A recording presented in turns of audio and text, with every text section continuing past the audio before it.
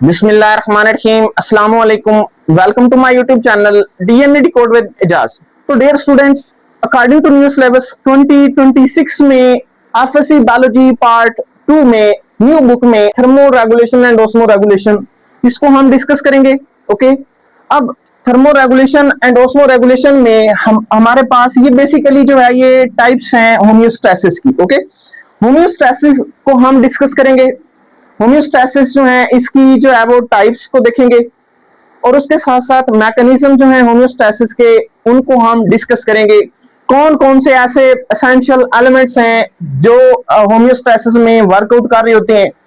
तो सबसे पहला एलिमेंट जो है उसको हम रिसेप्टर कहते हैं. उसके बाद कोऑर्डिनेटर सेंटर जिसमें आपके पास ब्रेन और स्पाइनल कॉर्ड आते हैं और उसके साथ साथ हम जो है वो फैक्टर्स को देखेंगे. फैक्टर्स में एक हम एग्जांपल को डिस्कस करेंगे और उसके साथ साथ हम यहाँ पे जो है वो होम्योस्टैसिस के मैकेनिज्म को जो है वो डायग्रामेटिकली देखेंगे. तो डियर स्टूडेंट्स, सबसे पहले हम होम्योस्टैसिस को डिस्कस करेंगे. होम्योस्टैसिस को देखें तो होम्योस्टैसिस जो है ये एक ऐसा वाइटल प्रोसेस है जो लिविंग ऑर्गेनिज्म की बॉडी के अंदर पाया जाता है. अब ये लिविंग ऑर्गेनिज्म की जो इंटरनल कंडीशंस हैं उनको जो है वो मेंटेन करता है, रेगुलेट करता है, एक नॉर्मल सेट पॉइंट पे रखता है. इस प्रोसेस को आप होम्योस्टैसिस कहते हैं. होम्योस्टैसिस के मैकेनिज्म की बात करें तो होम्योस्टैसिस जो है ये वाइड रेंज ऑफ मैकेनिज्म, इसमें काफी ज्यादा सारे मैकेनिज्म्स हैं. मींस दैट कि ये पूरी बॉडी के सारे जो एक्टिविटीज हैं उनको कंट्रोल आउट कर रहा होता है. तो यहाँ पे जो है होम्योस्टैसिस की जो टाइप्स हैं उसमें हमारे पास आते हैं थर्मो रेगुलेशन, ओस्मो रेगुलेशन और एक्सक्रीशन. थर्मो रेगुलेशन की बात करें तो होम्योस्टैसिस की ऐसी टाइप जिसमें लिविंग बॉडी के टेम्परेचर जो है इंटरनल टेम्परेचर को with respect to external environment में चेंजेस हो रही होती हैं, लेकिन हमारे जो इंटरनल बॉडी कंडीशंस हैं वो एक स्टेबल और सेट पॉइंट पे रहते हैं. तो इस प्रोसेस को आप थर्मो रेगुलेशन कहते हैं. नेक्स्ट ओस्मो रेगुलेशन की बात करें तो ओस्मो रेगुलेशन में वाटर और सॉल्यूट्स जो हैं हमारे बॉडी फ्लूइड में उनको स्टेबल और मेंटेन करना हमारे पास ओस्मो रेगुलेशन कहलाता है. और एट द एंड जो थर्ड टाइप है इसमें एक्सक्रीशन जो है इसको हम देखेंगे. एक्सक्रीशन एक ऐसा प्रोसेस होता है जिसमें हार्मफुल मेटाबोलाइट्स और मेटाबॉलिक वेस्ट जो है वो बॉडी से रिमूव किए जाते हैं. तो यहाँ पे नेक्स्ट जो है बेसिक मैकेनिज्म ऑफ होम्योस्टैसिस.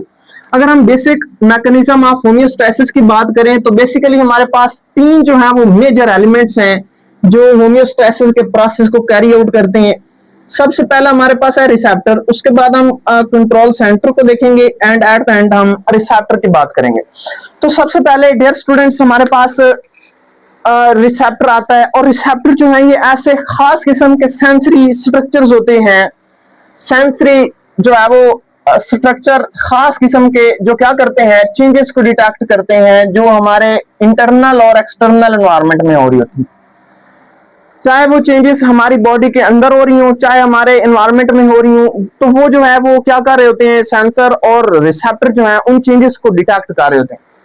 अब इसमें हमारे पास ये जो हमारे पास रिसेप्टर्स हैं ये ऑर्गन्स हो सकते हैं, टिश्यूज हो सकते हैं या फिर सेल्स हो सकते हैं. ओके, तो यहाँ पे नेक्स्ट इनके फंक्शन की बात करें तो रिसेप्टर जो है ये खास किस्म की जो चेंजेस हैं उनको डिटेक्ट करते हैं, उनके मैसेज को जो है वो किधर भेजते हैं, message of changes, in changes का मैसेज जो है वो किधर भेज रहे होते हैं, कंट्रोल सेंटर के पास भेज रहे होते हैं. ओके, अच्छा नेक्स्ट इसमें हम एग्जांपल की बात करें तो जो हमारे पास स्किन के ऊपर जो है एग्जांपल में रिसेप्टर में एग्जांपल देखें तो टेम्परेचर को डिटेक्ट करने के रिसेप्टर जो है हमारी स्किन के ऊपर पाए जाते हैं. ओके, अब टेम्परेचर हमें पता चलता है मुख्तलिफ चीजों को, मुख्तलिफ ऑब्जेक्ट्स को जब हम टच करते हैं तो उनके टेम्परेचर जो है फील आउट होता है. तो बेसिकली इनको हम किससे चेक कर रहे होते हैं, रिसेप्टर से चेक कर रहे होते हैं. ओके, टेम्परेचर कम है या फिर ज्यादा है. ओके, और रिसेप्टर जो है हमारे ब्लड वेसल्स में ये क्या कर रही होती हैं, डिटेक्ट द ब्लड प्रेशर को डिटेक्ट कर रही होती हैं. नेक्स्ट, अब ये जब डिटेक्शन हो जाती है खास किस्म की चेंज की, चाहे वो इंटरनल एनवायरनमेंट में हो, इंटरनल बॉडी में हो, चाहे वो एक्सटर्नल एनवायरनमेंट में हो, तो यहाँ पे इस मैसेज को जो है वो कंट्रोल सेंटर की तरफ भेजा जाता है. अब ये कंट्रोल सेंटर जो है ये क्या है, तो कंट्रोल सेंटर जो है ये इंफॉर्मेशन को रिसीव करता है रिसेप्टर से, उसके बाद इस इंफॉर्मेशन को प्रोसेस करता है और प्रोसेस करके खास किस्म का मैसेज जो है वो किधर भेज रहा होता है इफेक्टर्स के पास। अब ये जो आपके पास कंट्रोल सेंटर है इनमें आपके पास ब्रेन आता है, स्पाइनल कॉर्ड होता है, ओके, और एंडोक्राइन ग्लैंड्स आते हैं। तो डियर स्टूडेंट्स, नेक्स्ट हम जो है वो कंट्रोल सेंटर के फंक्शन की बात करें तो जो मैसेज कंट्रोल सेंटर से आ रहा होता है उसमें प्रोसेस्ड इंफॉर्मेशन होती है और वो प्रोसेस्ड इंफॉर्मेशन जो है ये हेल्प करती है हमारे इंटरनल बॉडी कंडीशंस को क्या करने में, मेंटेन करने में, रेगुलेट करने में और एक नॉर्मल रेंज में रखने के लिए, ओके। अब ये जो आपके पास जो है कंट्रोल सेंटर से मैसेज आया है इसमें रिस्पॉन्स कैसे शो करना है, तो ये मैसेज जो है वो किसके पास जाता है, इफेक्टर्स के पास। इफेक्टर्स जो है खास किस्म के जो है बॉडी पार्ट्स होते हैं, क्या है, बॉडी पार्ट्स, खास किस्म के स्पेसिफिक बॉडी पार्ट्स हैं जो रिस्पॉन्ड करते हैं। मींस दैट कि ये क्या बना रहे होते हैं, रिस्पॉन्स बना रहे होते हैं, क्या बना रहे होते हैं, रिस्पॉन्स। अब ये रिस्पॉन्स बनाते हैं कब, जब इनको मैसेज मिलता है कहां से, कंट्रोल सेंटर से, कहां से, कंट्रोल सेंटर, और इनको हम क्या बोलते हैं, इफेक्टर्स बोलते हैं। इफेक्टर्स आपके पास मेनली दो टाइप्स के हैं और इनमें आपके पास आते हैं muscles and glands, muscles and glands. तो ये जो है ये दोनों किसके तौर पे एक्ट कर रहे होते हैं, रिसेप्टर्स के तौर पे, ओके। और मसल्स जो है ये रिस्पॉन्ड करते हैं, कैसे रिस्पॉन्ड करेंगे मसल, तो ये कंट्रैक्शन करके जो है ये मैसेज को जो है वो आगे मुख्तलिफ किस्म के जो है वो रिस्पॉन्स और एक्शन में चेंज करते हैं। तो नेक्स्ट हम ग्लैंड्स की बात करें तो डियर स्टूडेंट्स, ग्लैंड जो है ये खास किस्म की सिक्रीशंस करते हैं और इनमें आपके पास जो है वो हार्मोन्स आते हैं जो हमारे इंटरनल मेटाबॉलिक जो है वो करैक्टरिस्टिक्स जो हैं उनको जो है वो मेंटेन कर रहे होते हैं, मुख्तलिफ एक्टिविटीज में हेल्प करते हैं, डाइजेशन में हेल्प करते हैं और पूरी बॉडी में जो है वो ये हेल्प कर रहे होते हैं। एग्जाम्पल में हमारे पास सॉरी नेक्स्ट पॉइंट जो है हमारे पास रिस्पॉन्सेज ऑफ फैक्टर्स। फैक्टर के जो रिस्पॉन्स हैं ये हमारी बॉडी के जो सेट पॉइंट है इसको मेंटेन कर रखते हैं, ओके। इसमें हम एक मिसाल पढ़ते हैं, एग्जांपल पढ़ते हैं लो टेम्परेचर की। अगर हमारी बॉडी का टेम्परेचर जो है वो नॉर्मल से लो होता है तो कंट्रोल सेंटर जो है और जो होम्योस्टेसिस है ये उस मैकेनिज्म को हमारे जो है वो लो टेम्परेचर को कैसे जो है वो स्टेबल करता है। तो यहाँ पे हमारे पास जब लो टेम्परेचर होगा तो फैक्टर जो है इन द स्किन, मसल्स जो है वो क्या करेंगे, शिवरिंग करेंगे, मसल क्या करेंगे, शिवरिंग करेंगे, ओके। अब मसल शिवरिंग करेंगे और क्या, और उसके साथ साथ वैसो कंस्ट्रिक्शन होगी, वैसो कंस्ट्रिक्शन। हमारी जो ब्लड वेसल्स हैं ये जो है वो कंस्ट्रिक्ट करती हैं और जब ये कंस्ट्रिक्ट करती हैं तो इंटरनल बॉडी हीट जो है ये बाहर डेसिपेट नहीं होती और जब ये बाहर डेसिपेट नहीं होती हीट तो हमारी बॉडी का जो टेम्परेचर है, इंटरनल टेम्परेचर जो मेटाबॉलिज्म के जरिए से बन रहा है, मुख्तलिफ मेटाबॉलिक एक्टिविटीज से बन रहा है, वो वाली हीट जो है वो इन हमारी बॉडी के अंदर जो है वो अब्सॉर्ब रहती है और हमारा जो टेम्परेचर है जो पहले कम था वो नॉर्मल की तरफ जो है वो बढ़ जाता है, ओके। तो यहाँ पे हमारे पास रिस्पॉन्स इंक्रीजेस द हीट, ये रिस्पॉन्स क्या करता है, हीट की प्रोडक्शन को बढ़ाता है। उसके बाद बॉडी टेम्परेचर हमारा बढ़ता है तो किधर किधर पहुंच जाता है, सेट पॉइंट में। तो डियर स्टूडेंट्स, जो हमारे पास बेसिक मैकेनिज्म है होम्योस्टेसिस के, इसको हम डायग्रामेटिकली देखें तो ये आपके पास होम्योस्टेसिस या फिर एक सेट पॉइंट है, ठीक है, जो हमारी बॉडी के अंदर वर्क कर रहा होता है। तो यहाँ पे हमारे पास ये नॉर्मल कंडीशन है, नॉर्मल कंडीशन से जो है वो मुख्तलिफ एक्टिविटीज और मुख्तलिफ प्रोसेस डाउन जाएंगे तो इसको हम इम्बैलेंसमेंट कहेंगे।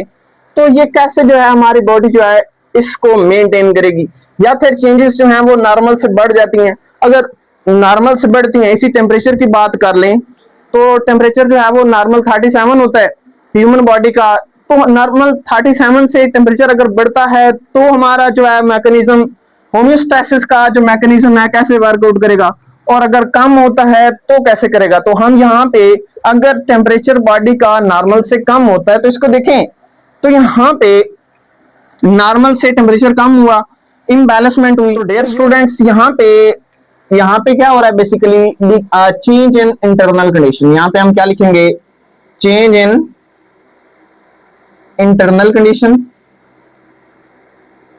इंटरनल कंडीशन में ये जो है ये चेंज आ रही है, decrease the body temperature, condition low temperature, low temperature इसको साथ लिख लें। ओके, टेम्परेचर जो है वो क्या कर रहा है, डिक्रीज हो रहा है। अब ये जो चेंज है इसको कौन डिटेक्ट करेगा, रिसेप्टर डिटेक्ट करेगा। तो यहां पे हम लिखेंगे change detected by receptor, change detected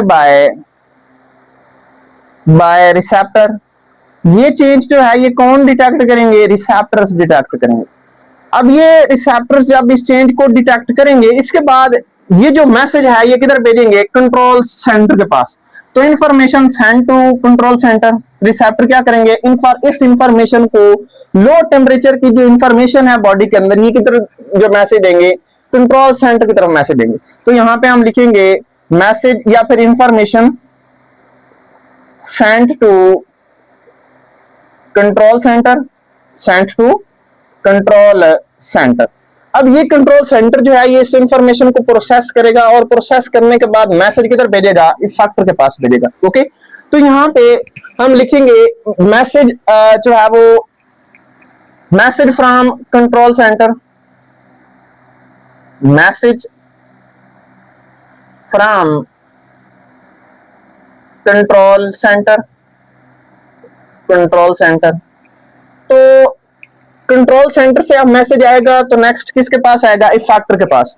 अब ये इफेक्टर जो है उस मैसेज को with respect to the information from जो है कंट्रोल सेंटर, उसी के मुताबिक जो है ये आगे क्या बनाएंगे, रिस्पॉन्स बनाएंगे।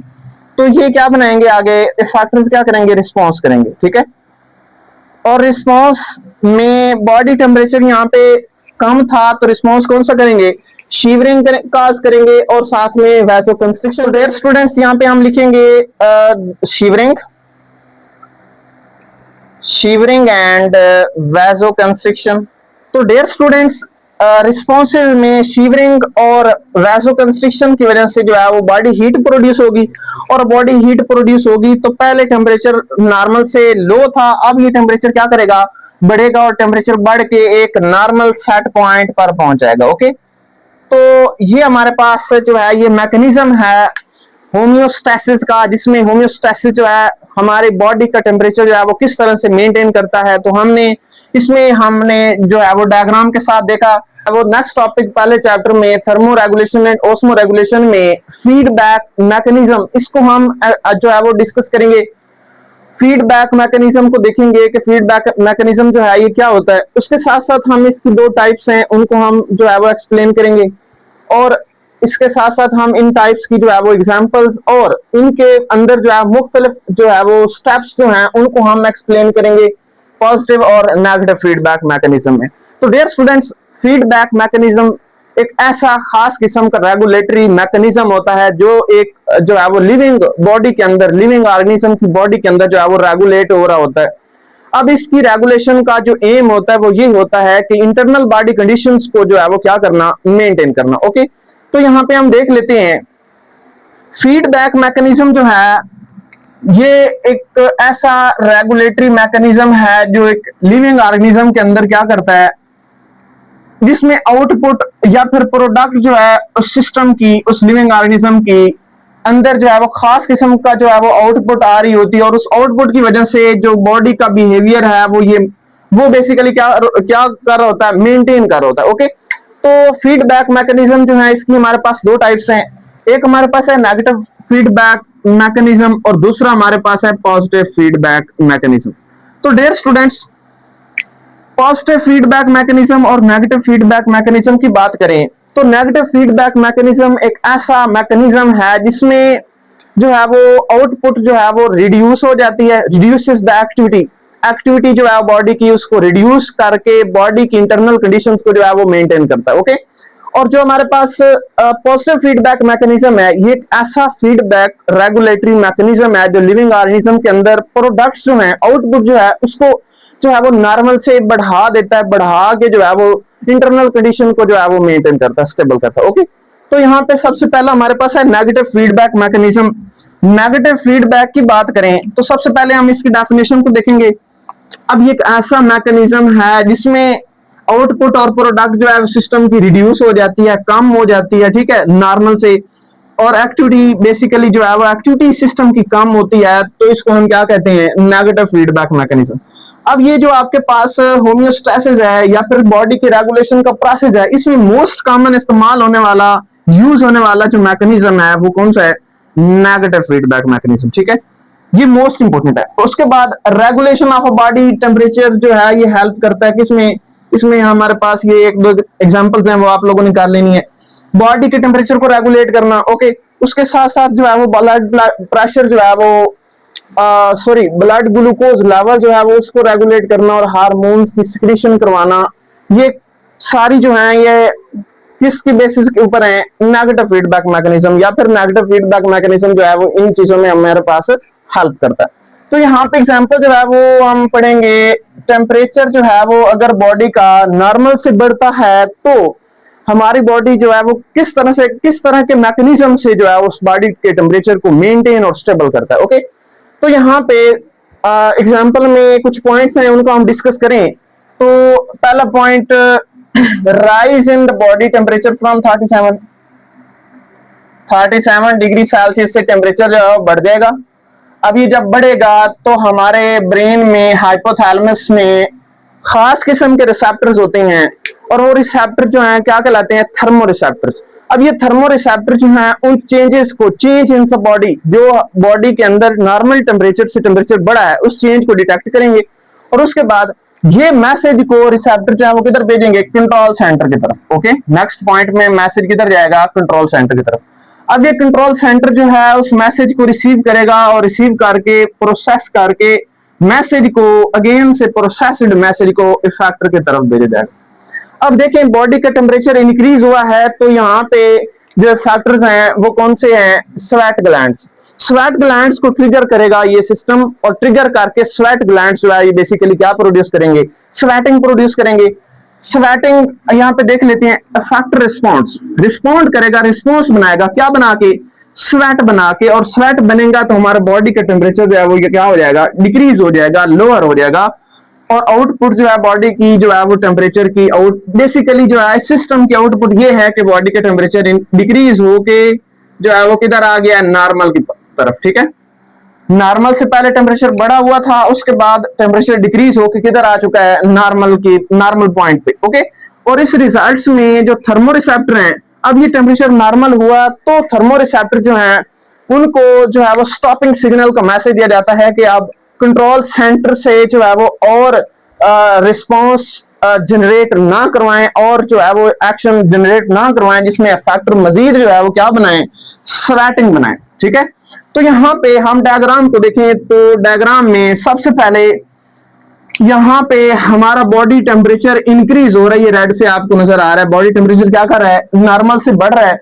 अब यहाँ पे ये टेम्परेचर क्यों बढ़ा है? क्योंकि बॉडी की हीट जो है वो बढ़ गई है, ठीक है, ओके। उसके बाद ये जो बॉडी टेम्परेचर बढ़ा है इसको डिटेक्ट किसने किया? थर्मो रिसेप्टर ने, ओके। यहाँ पे हम एरो से मेंशन कर देते हैं। अब ये थर्मो रिसेप्टर्स जो हैं, दीज आर द रिसेप्टर्स, ये रिसेप्टर हैं जो चेंज को डिटेक्ट कर रहे हैं। अब ये मैसेज जो है किधर पहुंचाएंगे? ये रिसेप्टर्स जो हैं, थर्मो रिसेप्टर, टेम्परेचर को डिटेक्ट करने वाले रिसेप्टर्स जो हैं, ये मैसेज को किधर पहुंचाएंगे? कंट्रोल सेंटर के पास। अब ये कंट्रोल सेंटर जो है इस मैसेज को रीड करेगा, रीड आउट करके प्रोसेस करेगा, प्रोसेस करने के बाद जो है ये फैक्टर्स को मैसेज देगा, और फैक्टर्स हमारे पास यहाँ पे कौन से हैं? स्वेट ग्लैंड्स, ठीक है। अब ये स्वेट ग्लैंड्स जो हैं क्या करेंगे?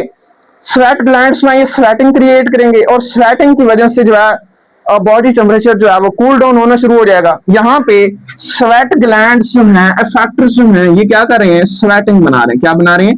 तो याद रखें, यहाँ पे ये हमारे पास स्टिमुलस है, हीट का स्टिमुलस, जिसमें हीट जो है बॉडी हीट बढ़ रही है, ये स्टिमुलस डिटेक्ट करते हैं रिसेप्टर्स। ये हमारे पास रिसेप्टर्स हैं, रिसेप्टर्स से मैसेज जो है ये किसके पास आएगा? कंट्रोल सेंटर के पास। अब ये कंट्रोल सेंटर जो है रीड आउट करके इंफॉर्मेशन को कहां भेजेगा? प्रोसेस्ड इंफॉर्मेशन को स्वेट ग्लैंड्स के पास, और ये हमारे पास क्या है? इफेक्टर्स हैं। क्या है?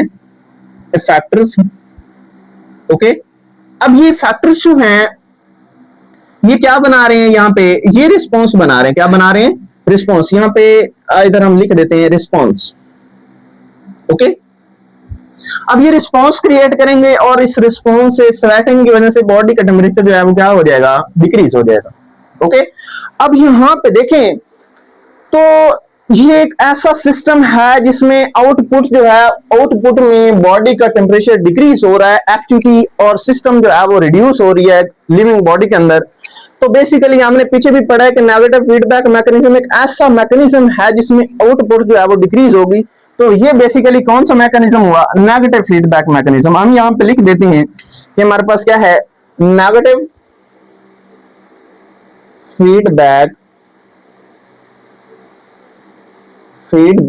Mechanism, feedback mechanism. ओके, तो यहाँ पे ये आप जो है वो डायग्राम को देखेंगे स्टेप के साथ। उसके बाद नेक्स्ट हमारे पास है फीडबैक, पॉजिटिव फीडबैक। अगर हम पॉजिटिव फीडबैक की बात करें तो with respect to negative feedback mechanism, यहाँ पे आउटपुट जो है वो नॉर्मल से डिक्रीज हुई थी, यहाँ पे आउटपुट जो है उसके सिग्नल्स को जो है बेसिकली बढ़ा दिया जाएगा, आउटपुट को बढ़ा दिया जाएगा। ठीक है, यहाँ पे डेफिनेशन की बात करें तो एक ऐसा मैकेनिज्म है in which output helps to increase the activity. Body की एक्टिविटी जो है वो आउटपुट की वजह से बढ़ेगी। अब ये एक्टिविटी बढ़ेगी तो इस प्रोसेस को हम क्या कहेंगे, पॉजिटिव फीडबैक मैकेनिज्म। अब ये पॉजिटिव फीडबैक मैकेनिज्म जो है ये लिविंग बॉडी के अंदर जो है आपको कम देखने को मिलता है। मोस्टली जो है कॉमन प्रोसेस जो है वो कौन सा है, नेगेटिव फीडबैक मैकेनिज्म वाला। ओके, तो यहाँ पे ये जो आपके पास पॉजिटिव फीडबैक मैकेनिज्म है ये लेस कॉमन है। उसके बाद ये help to induce the rapid changes, ये एक ऐसा सिस्टम है पॉजिटिव फीडबैक मैकेनिज्म जो बॉडी के अंदर रैपिड चेंजेस जो है जब हो रही होती हैं तो उनके अंदर ये हमारी जो है ये बॉडी की हेल्प कर रहा होता है। Okay, such as blood clotting जब करवानी हो बॉडी ने। ओके, और उसके बाद चाइल्ड बर्थ में जो है ये हेल्प कर रहा होता है। ओके, तो dear students, positive feedback mechanism में चाइल्ड बर्थ के एग्जांपल में कुछ पॉइंट्स हैं, हम उनको डिस्कस करते हैं। तो पहला पॉइंट हमारे पास कंट्रैक्शन ऑफ यूट्रस। यूट्रस जो है उसकी वॉल्स जो है वो कंट्रैक्ट करेंगी और जब कंट्रैक्शन होगी तो ये मैसेज किसके पास पहुंचेगा, कंट्रोल सेंटर के पास पहुंचेगा। ओके, मैसेज किधर पहुंचेगा, कंट्रोल सेंटर के पास। अब ये कंट्रोल सेंटर क्या करेगा, इस मैसेज को रीड आउट करेगा और रीड करके पिट्यूटरी ग्लैंड जो है हमारा, ठीक है, इसकी तरफ इंफॉर्मेशन भेजेगा कि वो क्या रिलीज करे, ऑक्सीटोसिन हार्मोन रिलीज करे। कौन सा हार्मोन रिलीज करे, ऑक्सीटोसिन। ठीक है, जो मजीद जो है वो यूट्रस की वाल्स जो है उनको कंट्रैक्ट करवाती है। ओके, तो यहाँ पे ऑक्सीटोसिन जो है ये फर्दर रिलीज होगा और इंक्रीज कर देगा कंट्रैक्शन ऑफ यूट्रस। तो डियर स्टूडेंट्स, नेक्स्ट जो है ये मोर ऑक्सीटोसिन जो है ये प्रोड्यूस होगा। तो डियर स्टूडेंट्स, जैसे ही जो है ऑक्सीटोसिन का लेवल जो है ये इंक्रीज करेगा, कंट्रैक्शन ऑफ यूट्रस वाल्स जो है ये मजीद जो है बढ़ेंगी। तो ये प्रोसेस कब तक रहेगा, जब तक बेबी बर्थ नहीं होती। ओके, तब तक ये प्रोसेस जो है कंट्रैक्शन ऑफ यूट्रस जो है, यूट्रस वाल्स जो है ये कंट्रैक्ट करती रहेंगी। तो उसके बाद नेक्स्ट पॉजिटिव फीडबैक मैकेनिज्म के जो स्टेप्स हैं इसको हम डायग्राम के साथ देखें तो सबसे पहला स्टेप हमारे पास आता है स्ट्रेचिंग ऑफ फीटस। जब फीटस को स्ट्रेच किया जाता है तो यूट्रस की वाल्स जो है वो कंट्रैक्ट होती हैं। अब ये मैसेज जो है ये बेसिकली स्टिमुलस है। क्या है, यहाँ पे हम लिख लेते हैं ये क्या है, स्टिमुलस। ये स्टिमुलस जो है ये यूट्रस वाल्स की कंट्रैक्शन का स्टिमुलस, इसमें यूट्रस वाल्स कंट्रैक्ट करेंगी।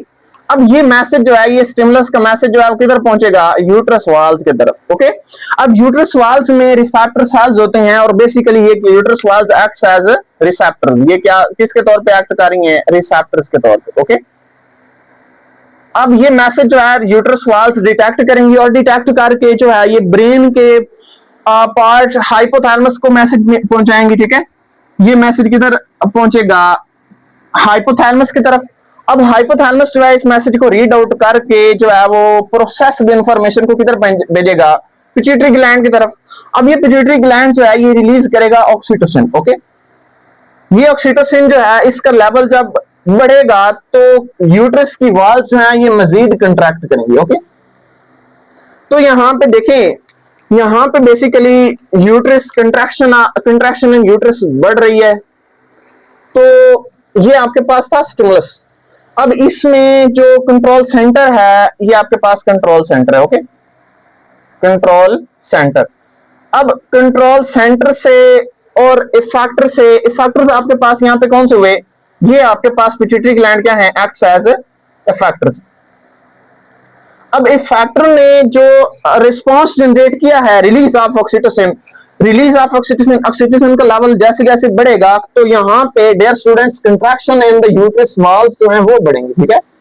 तो यहाँ पे अगर हम इसको देखें तो ये आपके पास यूट्रस वॉल्स की कंट्रैक्शन जो है ये बढ़ रही है, बेसिकली ये आउटपुट है एक पॉजिटिव फीडबैक मैकेनिज्म की।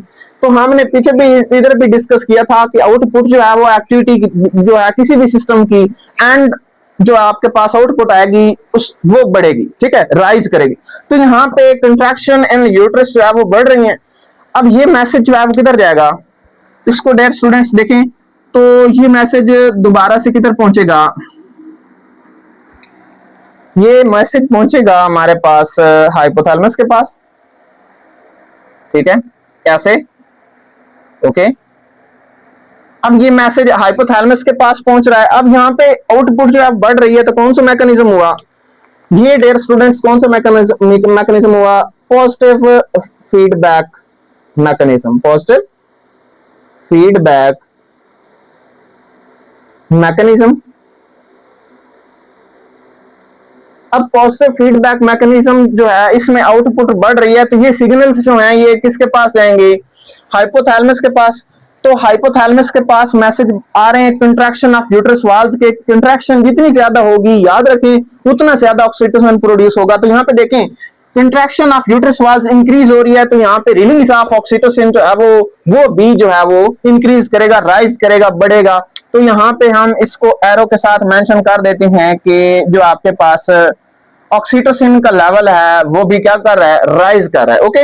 तो डियर स्टूडेंट्स ये फीडबैक मैकेनिज्म सिस्टम के जो है ये स्टेप्स एंड डायग्राम के साथ thermo regulation and osmo regulation, इसमें आज हमारा नेक्स्ट टॉपिक ऑस्मो रेगुलेशन, इसको हम डिस्कस करेंगे, इसकी इंपॉर्टेंस को देखेंगे और उसके साथ साथ on the basis of osmo regulation मुख्तलिफ जो है ग्रुप्स हैं ऑर्गेनिजम्स के, एनिमल्स के, हम उनको एक्सप्लेन करेंगे, ओके। और एट द एंड हम जो है वो रिकॉलिंग के अंदर एक टर्म ऑस्मोसिस इसको डिस्कस करेंगे। तो डियर स्टूडेंट्स ऑस्मो रेगुलेशन की बात करें तो ऑस्मो रेगुलेशन में सबसे पहले हम डेफिनेशन देखते हैं। तो the maintenance of balance of water and solutes in the body fluids, body fluid के अंदर वाटर और सॉल्यूट्स की कंसंट्रेशन को स्टेबल करना ऑस्मो रेगुलेशन कहलाता है। अच्छा, इसकी हम जो है इंपॉर्टेंस को देखें तो osmoregulation helps to keep the body fluids constant, body को जो फ्लूइड है उसको कांस्टेंट रखने में हेल्प करता है, ओके। नेक्स्ट पॉइंट की बात करें तो it also helps are essential for the physiological process such as, कौन से प्रोसेस के लिए बहुत जो है इंपॉर्टेंट है, तो ब्लड प्रेशर को मेंटेन करने के लिए जो है ऑस्मो रेगुलेशन बहुत जरूरी है, ओके। उसके बाद also help in the proper function of organs, organs मुख्तलिफ बॉडी ऑर्गन्स के प्रॉपर फंक्शन के लिए बहुत इंपॉर्टेंट है, ओके। उसके बाद also helps to maintain the metabolism regulation, metabolism को रेगुलेट करने के लिए जो है ये बहुत इंपॉर्टेंट है। उसके बाद next osmo regulators and osmo conformers, अगर हम ऑस्मो रेगुलेशन एबिलिटीज को देखें तो हम जो है वो एनिमल्स को दो कैटेगरीज में डिवाइड करते हैं, एक को हम ऑस्मो कन्फर्मर कहते हैं और दूसरे को हम ऑस्मो रेगुलेटर कहते हैं, ओके। तो डियर स्टूडेंट्स यहाँ पे हम ऑस्मो कन्फर्मर और ऑस्मो रेगुलेटर्स जो हैं इनके डिफरेंस को देखेंगे। सबसे पहला पॉइंट ऑस्मो कन्फर्मर में, ये ऐसे एनिमल्स हैं जो क्या करते हैं, that retain their osmotic concentration, अपनी बॉडी की ऑस्मोटिक कंसंट्रेशन जो है फ्लूइड जो है उनको क्या करते हैं, आइसोटोनिक रखते हैं, ओके, स्टेबल रखते हैं with respect to their environment, इनको हम क्या बोलते हैं, ऑस्मो कन्फर्मर्स, ओके। उसके बाद नेक्स्ट पॉइंट की बात करें तो ऑस्मो कन्फर्मर जो है can not maintains the concentrations of water solutes in their body, अपनी बॉडी के अंदर जो है वो मेंटेन नहीं कर पा रहे होते, जो है किसकी मेंटेनेंस नहीं कर सकते, concentrations of water and solutes in the body fluids, okay. तो नेक्स्ट थर्ड पॉइंट की बात करें तो अगर ये मेंटेन नहीं करते तो इनको रेगुलेशन और एडजस्टमेंट के लिए जो है एनर्जी भी नहीं चाहिए, तो हम यहाँ पे लिखेंगे no need of energy, okay, no need of energy for adjustment and regulation of the body fluids, okay. तो डियर स्टूडेंट्स, इनके एग्जांपल्स की बात करें तो इनमें तमाम मैराइन इनवर्टिब्रेट्स आते हैं, ओके। उसके बाद फ्रेश वाटर जो है इनवर्टिब्रेट्स और some marine vertebrates such as कौन कौन से, hagfishes, sharks and rays, okay. तो डियर स्टूडेंट्स, ये हमारे पास ऑस्मो कन्फर्मर। नेक्स्ट हम बात करते हैं ऑस्मो रेगुलेटर्स की। ऑस्मो रेगुलेटर्स जो हैं ये ऐसे एनिमल्स हैं जो क्या करते हैं, मेंटेन करते हैं, ओके, मेंटेन करते हैं या फिर रेगुलेट करते हैं इंटरनल बॉडी फ्लूइड्स को with respect to external environment. External environment के हिसाब से अपनी बॉडी की इंटरनल कंडीशंस जो हैं इनको क्या करते हैं, स्टेबल रखते हैं, मेंटेन करते हैं। तो यहाँ पे इनको हम क्या कह रहे होते हैं, ऑस्मो रेगुलेटर्स। तो डियर स्टूडेंट्स, नेक्स्ट जो है जो ऑस्मो कन्फर्मर्स हैं ये क्या करते हैं, can maintain the internal conditions. अपनी बॉडी की इंटरनल कंडीशंस जो हैं उनको मेंटेन करते हैं। कैसे मेंटेन करते हैं, एक्टिव ट्रांसपोर्ट करके, ठीक है, active transport of salts, salt की एक्टिव ट्रांसपोर्ट करते हैं। उसके बाद अपनी बॉडी के अंदर जो है वो साल्ट को जो है वो कंजर्व कर लेते हैं और उसके साथ साथ कंजर्वेशन ऑफ H2O। तो कितने मेथड है इनके पास, 3 मेथड हैं, एक्टिव ट्रांसपोर्ट ऑफ साल्ट्स। उसके बाद जो है नेक्स्ट पॉइंट में हमारे पास जो है वो accommodation of salts in the body, अपनी बॉडी के अंदर साल्ट्स को जो है वो कंजर्व रखते हैं। उसके साथ साथ जो है वो क्या कर रहे होते हैं, वाटर कंजर्वेशन कर रहे होते हैं, अपनी बॉडी के अंदर जो है वाटर को जो है स्टोर कर रहे होते हैं। नेक्स्ट तीसरे पॉइंट की बात करें तो देखिए इनको मेंटेन करने की जरूरत होती है इंटरनल कंडीशंस को। अगर इनको इंटरनल कंडीशन मेंटेन करनी है तो इनको एनर्जी चाहिए होगी। तो नेक्स्ट पॉइंट में हम क्या लिखेंगे, need energy for the adjustment and regulation of body fluids, okay. तो डियर स्टूडेंट्स, ऑस्मो रेगुलेटर्स में हमारे पास एग्जांपल कौन सी हैं, most vertebrates in aquatic and terrestrial environment. और यहाँ पे आप लोगों ने वर्टिब्रेट्स में एक्सेप्ट हैग फिशेस लिख लें, ठीक है, एक्सेप्ट हैग फिशेस, एक्सेप्ट हैग फिशेस, ओके। हैग फिशेस के अलावा जो है इसमें आपके पास वर्टिब्रेट्स आएंगे, एक्वेटिक वर्टिब्रेट्स। नेक्स्ट हमारे पास है रिकॉलिंग। इस टॉपिक में जो है वो ऑस्मो रेगुलेशन के अंदर साइड बॉक्स दिया गया है, उसमें ऑस्मोसिस बताया गया है। तो देयर स्टूडेंट्स, ऑस्मोसिस जो है वो क्या है कि movement of water across the membrane, एक सेमी परमिएबल मेम्ब्रेन के अक्रॉस जो है वो वाटर मूव करेगा। अब ये वाटर कैसे मूव करेगा, कहां से कहां मूव करेगा, तो याद रखें उस मेम्ब्रेन के अगर सपोज एक साइड पे जो है वो कौन सा सॉल्यूशन है, हाइपरटोनिक, कौन सा, हाइपरटोनिक, और दूसरी साइड पे मेम्ब्रेन के जो है वो हाइपोटोनिक सॉल्यूशन है। तो डियर स्टूडेंट्स, हाइपरटोनिक सॉल्यूशन वो सॉल्यूशन होता है जिसके अंदर पानी की कंसंट्रेशन जो है वो कम होती है, सॉल्यूट की कंसंट्रेशन ज्यादा होती है। अगर हम हाइपोटोनिक सॉल्यूशन की बात करें तो वहां पे वाटर की कंसंट्रेशन जो है वो ज्यादा होती है, सॉल्यूट की कंसंट्रेशन कम होती है। तो वाटर किधर से किधर मूव करेगा ऑस्मोसिस में, हायर कंसंट्रेशन से लोअर कंसंट्रेशन, मींस दैट के वाटर मूव करेगा हाइपोटोनिक एनवायरनमेंट से हाइपरटोनिक एनवायरनमेंट में, ओके। तो डियर स्टूडेंट्स, यहाँ पे हम इधर डायग्राम में इसको देखेंगे, इसके मैकेनिज्म को देखेंगे ऑस्मोसिस के। तो सबसे पहले ऑस्मोसिस क्या है, movement of water across a membrane, membrane से मूव करेगा water from more dilute, more dilute solution आपके पास कौन सा है, हाइपोटोनिक, ओके। हाइपोटोनिक से जो है वो लेस डाइल्यूट हाइपरटोनिक सॉल्यूशन की तरफ पानी मूव करता है। तो यहाँ पे आपके पास एक बीकर है, यहाँ पे सेमी परमिएबल मेम्ब्रेन है, ओके।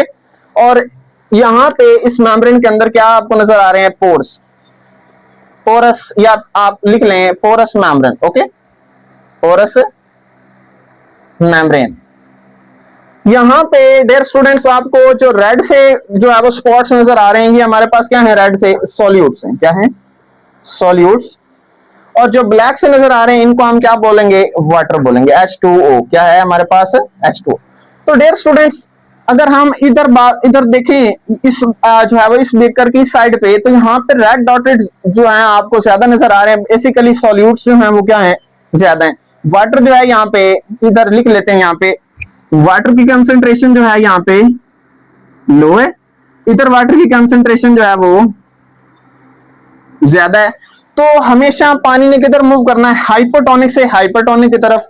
तो ये यहां से क्या होगा, नेक्स्ट डियर स्टूडेंट्स, यहां से ये जो ब्लैक आपको नजर आ रहे हैं मॉलिक्यूल्स ऑफ वाटर, ये किधर मूव करेंगे, इधर, ठीक है, ये इधर ऐसे इधर मूव करेंगे।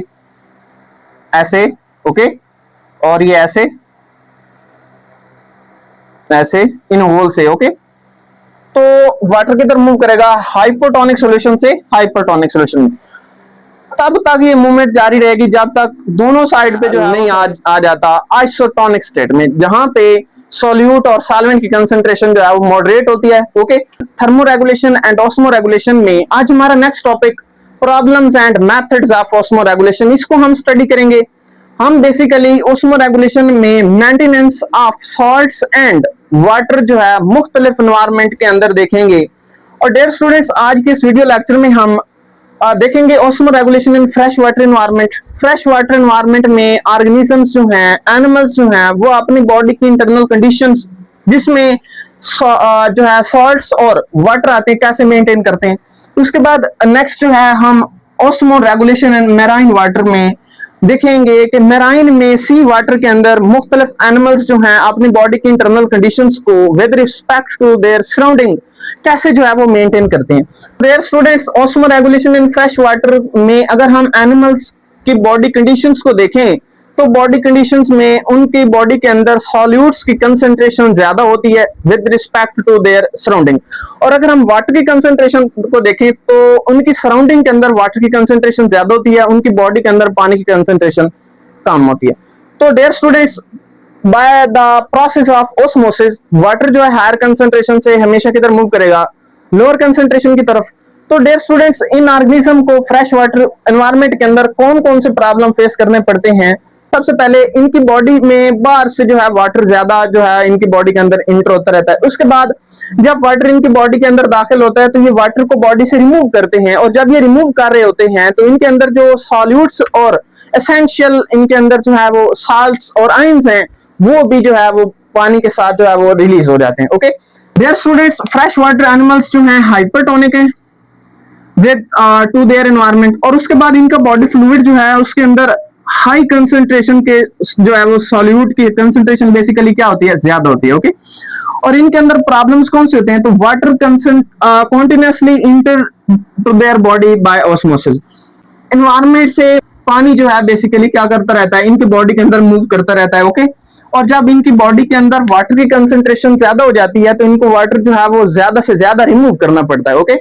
उसके बाद नेक्स्ट प्रॉब्लम कौन सा है, जब ये वाटर को रिलीज कर रहे होते हैं तो एसेंशियल साल्ट्स और आयंस जो हैं सच एज सोडियम और क्लोराइड आयंस जो हैं ये भी उनकी बॉडी से बाहर डिफ्यूज आउट हो जाते हैं, ओके। तो डियर स्टूडेंट्स, इन प्रॉब्लम्स को सॉर्ट आउट करने के लिए इनके पास अडेप्टेशंस कौन सी होती हैं।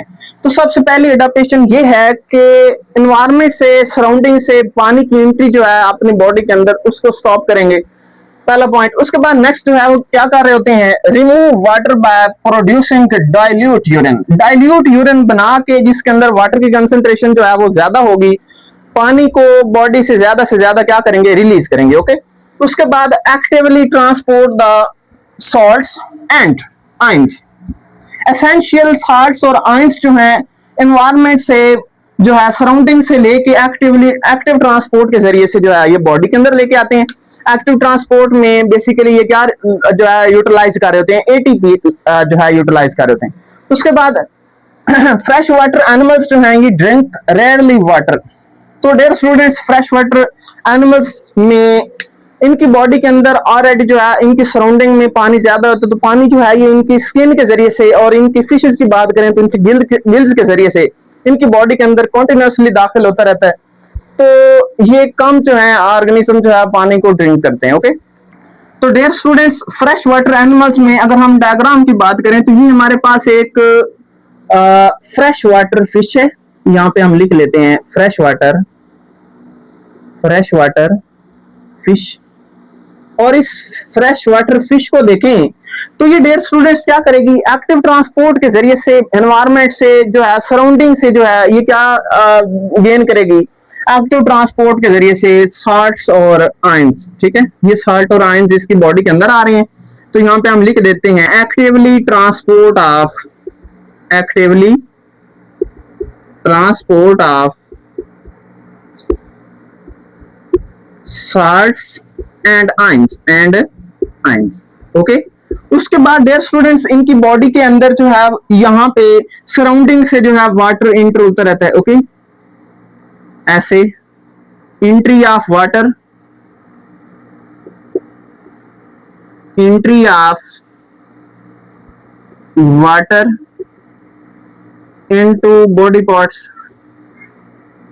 पार्ट्स एंड गिल्स, गिल्स के जरिए से और बॉडी पार्ट्स के जरिए से इनकी बॉडी के अंदर जो है ये पानी जो है दाखिल होता रहता है। उसके बाद नेक्स्ट इसमें अगर हम यहाँ पे अडेप्टेशंस को देखें तो बॉडी से वाटर जो है, बॉडी के अंदर वाटर ज्यादा है तो बेसिकली ये क्या प्रोड्यूस करेंगे, डाइल्यूटेड यूरिन प्रोड्यूस करेंगे जिसके अंदर वाटर की कंसंट्रेशन जो है वो ज्यादा होगी। यहाँ पे हम लिख लेते हैं produce dilute urine, produce diluted urine, diluted urine. Okay, तो डियर स्टूडेंट्स नेक्स्ट हम osmo regulation in marine water की बात करें तो मैराइन वाटर के अंदर जो एनिमल्स एग्जिस्ट करते हैं वहां पे उनकी बॉडी के अंदर हाइपोटोनिक कंडीशन होती है with respect to their external condition, external sea water. तो डियर स्टूडेंट्स हाइपोटोनिक बॉडी में सॉल्ट्स और सॉल्यूट की कंसंट्रेशन जो है वो कम होती है, वाटर की कंसंट्रेशन ज्यादा होती है उनके इन्वायरमेंट के लिहाज से। ओके, अब डियर स्टूडेंट्स इनको प्रॉब्लम कौन से फेस करने पड़ते हैं, अब यहाँ पे उनकी सराउंडिंग में सॉल्ट्स और सॉल्यूट की कंसंट्रेशन ज्यादा होने की वजह से इनकी बॉडी के अंदर सॉल्ट्स और सॉल्यूट जो है वो मूव करते रहते हैं। ओके, और उसके साथ साथ जब वो इनकी बॉडी के अंदर मूव करते हैं तो उसके बाद नेक्स्ट यहाँ पे क्या होता है कि वाटर जो है वो उनकी बॉडी से लीव करता रहता है ऑस्मोसिस के जरिए से। बाहर वाटर कम है, जो है वो सॉल्यूट्स और सॉल्ट की कंसंट्रेशन ज्यादा है तो वाटर किधर मूव करेगा, हायर कंसंट्रेशन से लोअर कंसंट्रेशन की तरफ। तो डियर स्टूडेंट्स इनको अपनी बॉडी के अंदर वाटर जो है वो कंजर्व करना पड़ता है और सॉल्यूट्स जो हैं और सॉल्ट जो हैं ये बॉडी से रिमूव करने होते हैं। तो डियर स्टूडेंट्स इस प्रोसेस जो है, इस प्रोसेस में ये कंसंट्रेटेड यूरिन जो है प्रोड्यूस करें। तो dear students osmoregulation in marine water में सबसे पहले हाइपोटोनिक बॉडी में हम देखें तो मोस्ट मैराइन एनिमल्स जो हैं वो क्या है, हाइपोटोनिक है, हाइपोटोनिक टू देयर एनवायरमेंट। उसके बाद सी वाटर जो है उसके अंदर सॉल्यूट्स की कंसंट्रेशन बहुत ज्यादा होती है, सॉल्ट्स की कंसंट्रेशन क्या होती है, ज्यादा होती है, मैक्सिमम होती है than their body fluids. Body fluid के लिहाज से अगर हम देखें तो उनकी जो एक्सटर्नल कंडीशन है, एक्सटर्नल एनवायरमेंट है उसके अंदर सॉल्ट्स और सॉल्यूट की कंसंट्रेशन जो है वो मैक्सिमम होती है। अब इनको प्रॉब्लम कौन कौन से फेस करने पड़ते हैं, तो यहाँ पे water continuously leaves the body, उनकी बॉडी से वाटर जो है वो लॉस होता रहता है bye the process of osmosis. अब ये वाटर जो है वो कहां से रिलीज होता है, स्किन से रिलीज हो रहता है और साथ साथ गिल से। ओके, सॉल्ट्स जो हैं moves into the body from sea water, maximum salts और सॉल्यूट्स जो हैं इनकी बॉडी के अंदर एंटर होते रहते हैं। अब जैसे जैसे ये वाटर को ज्यादा ड्रिंक करते हैं वैसे वैसे सॉल्ट्स जो हैं उनकी जो क्वांटिटी है वो इंक्रीज होती रहती है इनकी बॉडी के अंदर। तो डियर स्टूडेंट्स अब इनके पास कौन कौन सी ऐसी अडेप्टेशंस हैं कि वहां पे जो है अपने इंटरनल कंडीशन को ये स्टेबलाइज कर सकें, ऑस्मो रेगुलेट कर सकें। तो ये क्या करते हैं, ड्रिंक सी वाटर कॉन्टिन्यूसली, सी वाटर जो है उसको ड्रिंक करते रहते हैं। जो वाटर इनको बॉडी से लॉस हो रहा है उसको, उस लॉस को पूरा करने के लिए और उसके साथ साथ प्रोड्यूस हाईली कंसंट्रेटेड यूरिन, ज्यादा कंसंट्रेटेड यूरिन प्रोड्यूस करते हैं। क्या करने के लिए, वाटर को कंजर्व करने के लिए, बॉडी के अंदर वाटर को रिटेन करने के लिए। और डियर स्टूडेंट्स इनके अंदर खास किस्म के स्पेशलाइज्ड सेल्स होते हैं और ये स्पेशलाइज्ड सेल्स जो हैं ये क्या करते हैं, गिल्स के अंदर होते हैं जो हेल्प करते हैं to pump the excess salts from the body by using ATP. Basically active transport के जरिए से जो सॉल्ट्स हैं और सॉल्यूट्स हैं उनको बॉडी से बाहर रिमूव करते हैं। उसके बाद नेक्स्ट हमारे पास आते हैं किडनीज। अगर हम किडनीज की बात करें तो डियर स्टूडेंट्स ये भी किस में हेल्प करती हैं, एक्सेस सॉल्ट्स जो है उसको रिमूव करने के लिए बॉडी से। तो किडनी जो है ये कंसंट्रेटेड यूरिन प्रोड्यूस करके जो है सॉल्ट्स को बॉडी से रिमूव करने में हेल्प करेंगे। उसके साथ साथ इन ऑर्गेनिजम्स के अंदर इन प्रॉब्लम्स के अगेंस्ट खास किस्म के ग्लैंड्स होते हैं कुछ मैराइन फिशेस के अंदर और ये इनको हम क्या कहते हैं, रेक्टल ग्लैंड्स। अब ये रेक्टल ग्लैंड्स जो हैं ये रिमूव करते हैं सॉल्ट्स को, ब्लड से किधर मूव करवाते हैं, ब्लड से डियर स्टूडेंट्स ये डाइजेस्टिव सिस्टम के अंदर लेके आते हैं और डाइजेस्टिव सिस्टम से ये जो आपके पास सॉल्ट्स और सॉल्यूट्स हैं वहां से रिमूव कर दिए जाते हैं किसके अंदर, फिशेस के अंदर, और बॉडी से बेसिकली इनको एक्सपेल आउट कर दिया जाता है। तो डियर स्टूडेंट्स मेराइन जो है एनवायरनमेंट के अंदर ऑस्मो रेगुलेशन में अगर हम फिश को देखें, यहाँ पे हमारे पास एक मेराइन फिश है और इस फिश को देखें तो यहाँ पे ये गिल से क्या कर रही होगी, actively remove the salts from the body, actively remove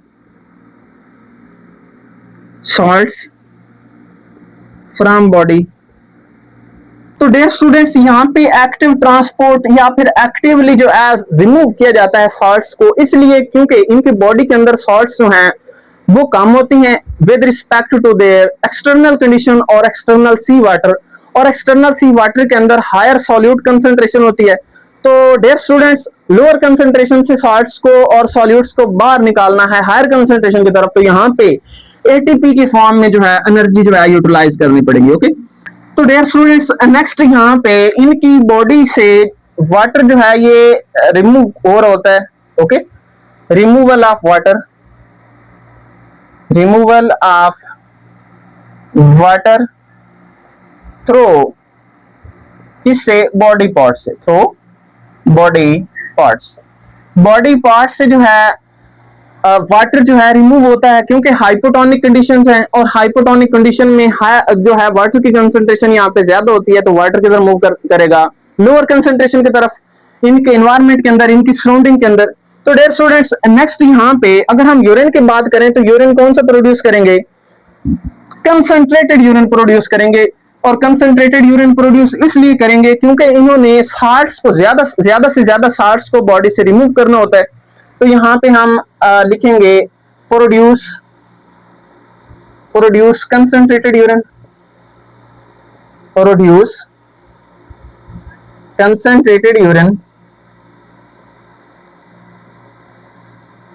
और कंसंट्रेटेड यूरिन वो यूरिन है जिसके अंदर साल्ट्स की कंसंट्रेशन जो है वो मैक्सिमम होगी। Okay, osmo regulation in marine water में ये हमारे पास मेराइन फिश है जो खास किस्म के अडैप्टेशंस करके जो है बॉडी से मैक्सिमम साल्ट्स जो हैं उनको रिमूव करें और वाटर की कंसंट्रेशन जो है वो अपनी बॉडी के अंदर जो है वो कंजर्व करें, मेंटेन करें। Osmo regulation in terrestrial habitats, osmo regulation in terrestrial habitats की बात करेंगे और इससे प्रीवियस वीडियो लेक्चर के अंदर हमने osmo regulation in fresh water and marine water की बात की थी। तो डियर स्टूडेंट्स, अगर हम टेरेस्ट्रियल हैबिटेट्स की बात करें तो टेरेस्ट्रियल हैबिटेट्स वो हैबिटेट्स हैं जहां पे वाटर जो है उसकी शॉर्टेज होती है, बेसिकली खुश्की वाला एनवायरनमेंट होता है। तो यहाँ पे वाटर शॉर्टेज होने की वजह से उनकी बॉडी के अंदर जो है वाटर शॉर्ट होगा, बेसिकली ये इनका मेजर प्रॉब्लम होगा। इस प्रॉब्लम्स के अगेंस्ट जो है ये मुख्तलिफ ऑर्गेनिजम्स और एनिमल्स जो टेरेस्ट्रियल हैबिटेट्स के अंदर रहते हैं कैसे जो है ये अडेप्टेशन कर रहे होते हैं, तो इनको हम आज डिस्कस करेंगे।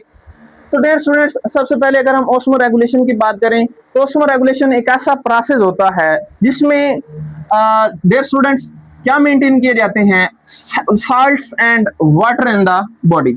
ओके, तो डियर स्टूडेंट्स, यहाँ पे टेरेस्ट्रियल एनिमल्स के अंदर, खुश्की पे रहने वाले एनिमल्स के अंदर जो है वाटर लॉस कैसे होता है, जब ऑर्गेनिजम्स और एनिमल्स टेरेस्ट्रियल हैबिटेट के अंदर एक्सेलेशन कर रहे होंगे तो एक्सेलेशन में सैचुरेटेड एयर जो है वो बॉडी से रिमूव हो रही होती है, तो उसके अंदर भी वाटर के जो है ड्रॉपलेट्स और कंटेंट्स जा रहे होते हैं, तो इस प्रोसेस से वाटर लॉस हो रहा है। उसके बाद थ्रू स्किन वाटर लॉस हो सकता है, किससे, स्किन से।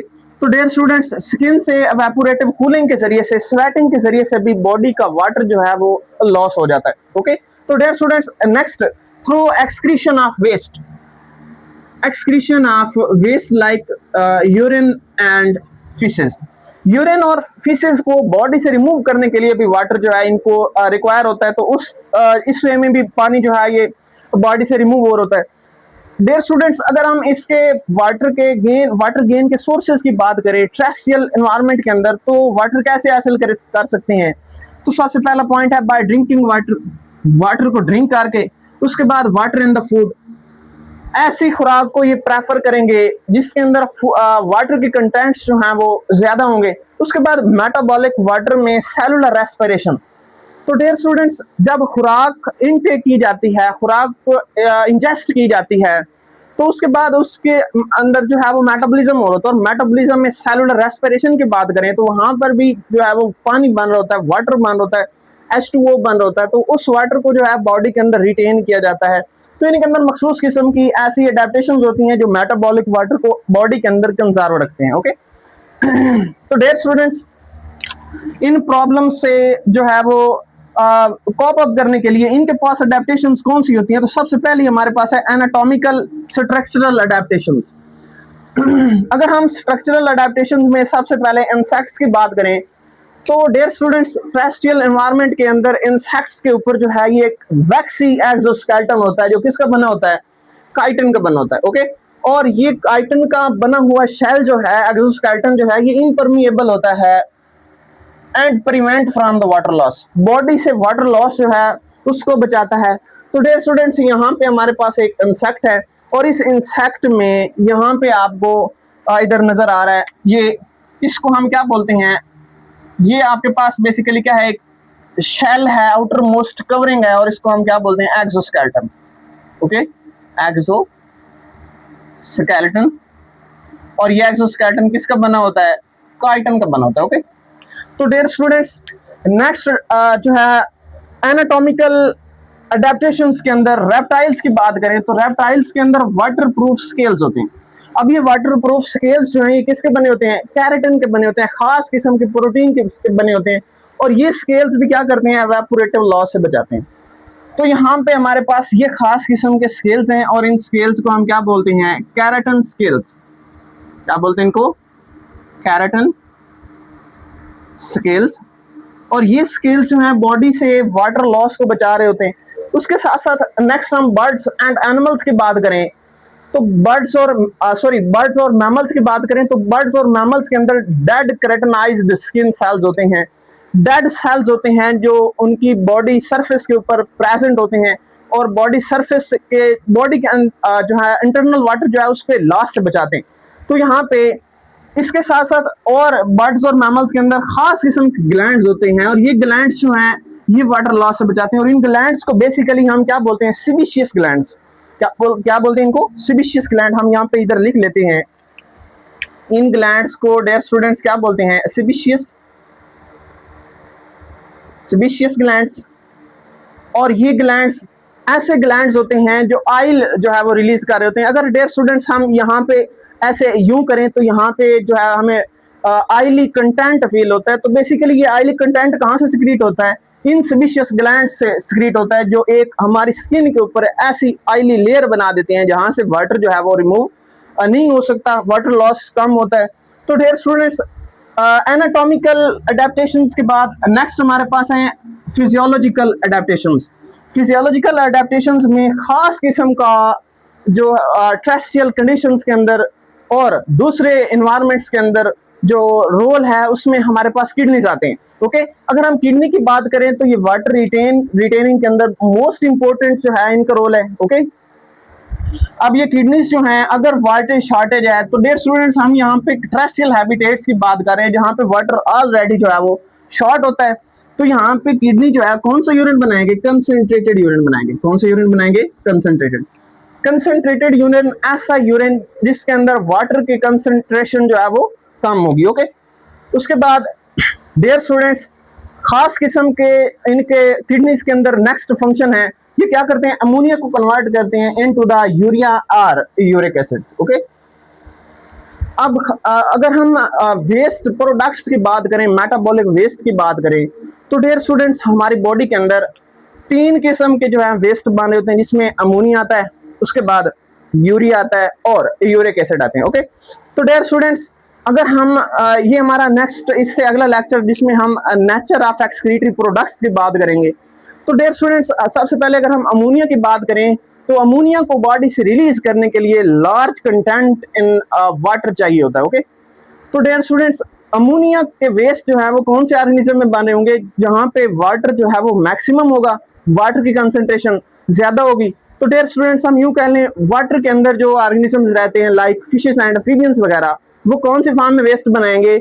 अमोनिया के फॉर्म में। उसके बाद डियर स्टूडेंट्स अगर हम नेक्स्ट यूरिया और यूरिक एसिड्स की बात करें तो यूरिया जो है ऐसे मेटाबॉलिक वेस्ट हैं जिनको बॉडी से रिमूव करने के लिए वाटर जो है उसकी जरूरत होती है, लेकिन अमोनिया से कम होती है, ठीक है, मॉडरेट कह लें, ओके। और इसके बाद अगर हम नेक्स्ट यूरिक एसिड्स की बात करें, तो यूरिक एसिड को बॉडी से रिमूव करने के लिए जो है बहुत कम वाटर चाहिए होता है, ओके। और कम वाटर चाहिए होता है तो बेसिकली जो उसके वेस्ट हैं वो भी क्या होंगे, कंसंट्रेटेड वेस्ट होंगे, कंसंट्रेटेड यूरिन होगा, और उसको बॉडी से रिमूव करने के लिए जो है वो ज्यादा एनर्जी जो है वो रिक्वायर्ड होती है, ओके। अब वो एनर्जी जो है वो खास किस्म के जो कंटेंट्स उनके फूड कंटेंट्स हैं वहां से लेंगे। तो डियर स्टूडेंट्स, यहाँ पे अगर हम यूरिया की बात करें तो यूरिया कौन से ऑर्गेनिजम्स में बन रहे होते हैं, मैमल्स के अंदर, ओके, इसके अंदर मैमल्स के अंदर। और उसके बाद अगर हम यूरिक एसिड की बात करें तो ऐसे वेस्ट हैं जो किन में बन रहे होते हैं, बर्ड्स और रेप्टाइल्स के अंदर, जो ज्यादा हैरिश कंडीशन में और ट्रेस्टियल एनवायरनमेंट में, खुश्की वाले एनवायरनमेंट में रहते हैं। तो डियर स्टूडेंट्स, नेक्स्ट यहाँ पे लिखा हुआ है urea and uric acid require less water for excretion.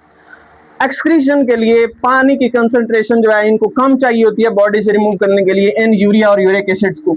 तो डियर स्टूडेंट्स, अगर हम किडनीज की बात करें तो ये कैसे हेल्प करते हैं वाटर रिटेंशन के अंदर, तो यहाँ पे हमारे पास किडनी और किडनी के यूनिट्स जो हैं डियर स्टूडेंट्स, इन यूनिट्स को हम क्या बोलते हैं, नेफ्रॉन्स बोलते हैं। क्या बोलते हैं, नेफ्रॉन्स।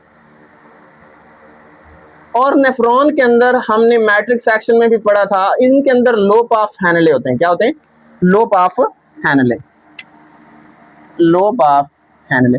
अब ये लोब ऑफ हैनले जो है ये क्या कर रहे होते हैं, यहाँ पे वाटर जो है इसके अंदर H2O जो है इनके अंदर एब्जॉर्ब हो रहा होता है, ठीक है। एब्जॉर्प्शन ऑफ वाटर जो है वो कहाँ पे हो रही है, लोब ऑफ हैनले के अंदर। तो डियर स्टूडेंट्स, किडनी जो है इस वे में जो है वाटर को एब्जॉर्ब करते हैं।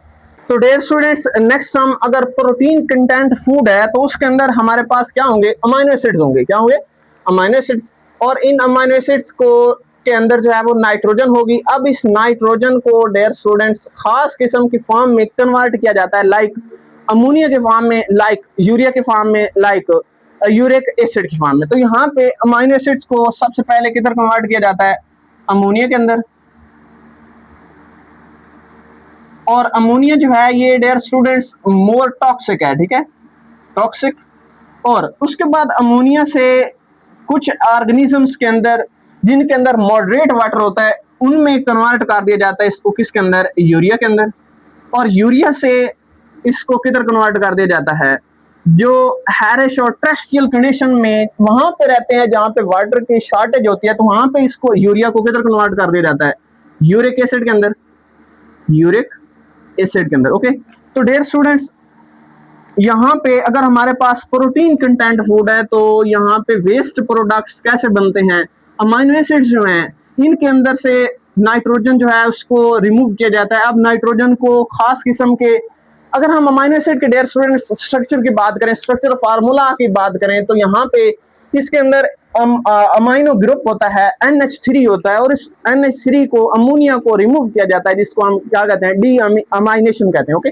अब डी अमाइनेशन के प्रोसेस से जब अमोनिया को रिलीज किया जाता है तो आगे अमोनिया को कन्वर्ट कर दिया जाता है किसके अंदर, यूरिया के अंदर और यूरिक एसिड के अंदर, मुख्तलिफ ऑर्गेनिजम्स में उनकी हैबिटेट के बेस पे, ओके। तो dear students, next behavioural adaptations की बात करें तो जो ड्राइएस्ट कंडीशन में ऑर्गेनिज्म रहते हैं, जहाँ पे टेम्परेचर जो है वो ज्यादा होता है, तो डियर स्टूडेंट्स खास किस्म के अडेप्टेशंस करते हैं। वो दिन को जो है वो हाइबरनेट रहते हैं, मतलब अपने आप को जो है खुद को छुपा के रखते हैं, और नाइट टाइम जो है ये बाहर निकलते हैं, ठीक है। तो ये हमारे पास एक बिहेवियरल अडेप्टेशन है इनकी। तो यहाँ पे हम देख लेते हैं, many deserts animals stay underground, underground रहते हैं कब, डे टाइम में, ओके। और डे टाइम में अंडरग्राउंड इसलिए रहते हैं क्या, क्योंकि हीट और एवेपोरेशन से इनको बचना होता है, क्योंकि इनकी बॉडी के अंदर ऑलरेडी पानी की कंसंट्रेशन जो है वो कम होती है, और ऐसे इन्वायरमेंट में रहते हैं जहाँ पे वाटर की कंसंट्रेशन भी डिक्रीज होती है, वाटर शॉर्टेज होती है। तो ड्राई आउट होने से बचने के लिए, डिहाइड्रेट होने से खुद को बचाने के लिए जो है ये अंडरग्राउंड रहते हैं, ठीक है, दिन के वक्त। उसके बाद they come out only at the night time, ठीक है, जब एयर जो है वो ठंडी हो जाती है, कूल्ड हो जाती है। उसके बाद they feed on the seeds of desserts, उन सीड के ऊपर ये फीड करते हैं जो क्या करते हैं, दैट कंटेन मोर कार्बोहाइड्रेट्स। तो डियर स्टूडेंट्स, यहाँ पे कार्बोहाइड्रेट्स की कंसंट्रेशन जितनी ज्यादा होगी उतने ग्लूकोज ज्यादा होंगे, ओके। और जितने ग्लूकोज ज्यादा होंगे उनको जो है वो ग्लूकोज को बॉडी के अंदर जब स्टोर किया जाता है, एनाबोलिज्म की जाती है, तो ग्लूकोज और ग्लूकोज के मॉलिक्यूल्स को मिलाया जाता है, तो क्या बनते हैं हमारे पास माल्टोस। और जब माल्टोस बन रहा होता है तो यहाँ पे वाटर जो है रिमूव हो रहा होता है। बेसिकली ये हमारे पास एक मेटाबॉलिक फॉर्म में वाटर जो है कंटेंट है जो इस बॉडी के अंदर जो है ऑर्गेनिजम्स रिटेन करते हैं, रखते हैं, ठीक है।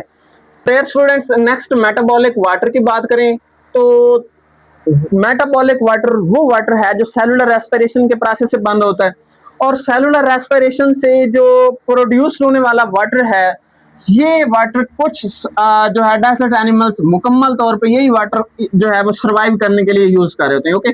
और इसके एग्जांपल में हमारे पास कैंगरू रैट्स आते हैं। यहाँ पे फूड जो है उसकी सेलुलर रेस्पिरेशन की जाती है। फूड की सेलुलर रेस्पिरेशन कैसे की जाती है, तो फूड के अंदर एक ऑर्गेनिज्म जो है जब फूड इनटेक कर रहा होता है तो उसकी डाइजेशन होती है बॉडी के अंदर। जब उनकी डाइजेशन होती है ग्लूकोज बनते हैं। अब ग्लूकोज जो है उनको सेल्स के अंदर जो है वो एब्जॉर्ब किया जाता है डिफिजन के प्रोसेस से, और उन ग्लूकोज के यूनिट्स को ब्रेक डाउन किया जाता है, और इस प्रोसेस को हम क्या कहते हैं, सेलुलर रेस्पिरेशन। अब ग्लूकोज के मॉलिक्यूल्स को सेलुलर रेस्पिरेशन के प्रोसेस से मजीद जो है इसको ब्रेक किया जाता है, और इनके जो आउटपुट प्रोडक्ट्स बनते हैं नेक्स्ट, उनमें हमारे पास कौन कौन सी चीजें हैं, कार्बन डाइऑक्साइड एंड वाटर। तो डियर स्टूडेंट्स ये वाटर जो है इसको हम क्या बोलते हैं, मेटाबॉलिक वाटर, जो ऑर्गेनिजम्स जो हैं टेरेस्ट्रियल एनिमल्स जो हैं इसको यूज कर रहे होते हैं। तो नेक्स्ट डियर स्टूडेंट्स यहाँ पे एक शॉर्ट क्वेश्चन है, एनहाइड्रोबायोसिस।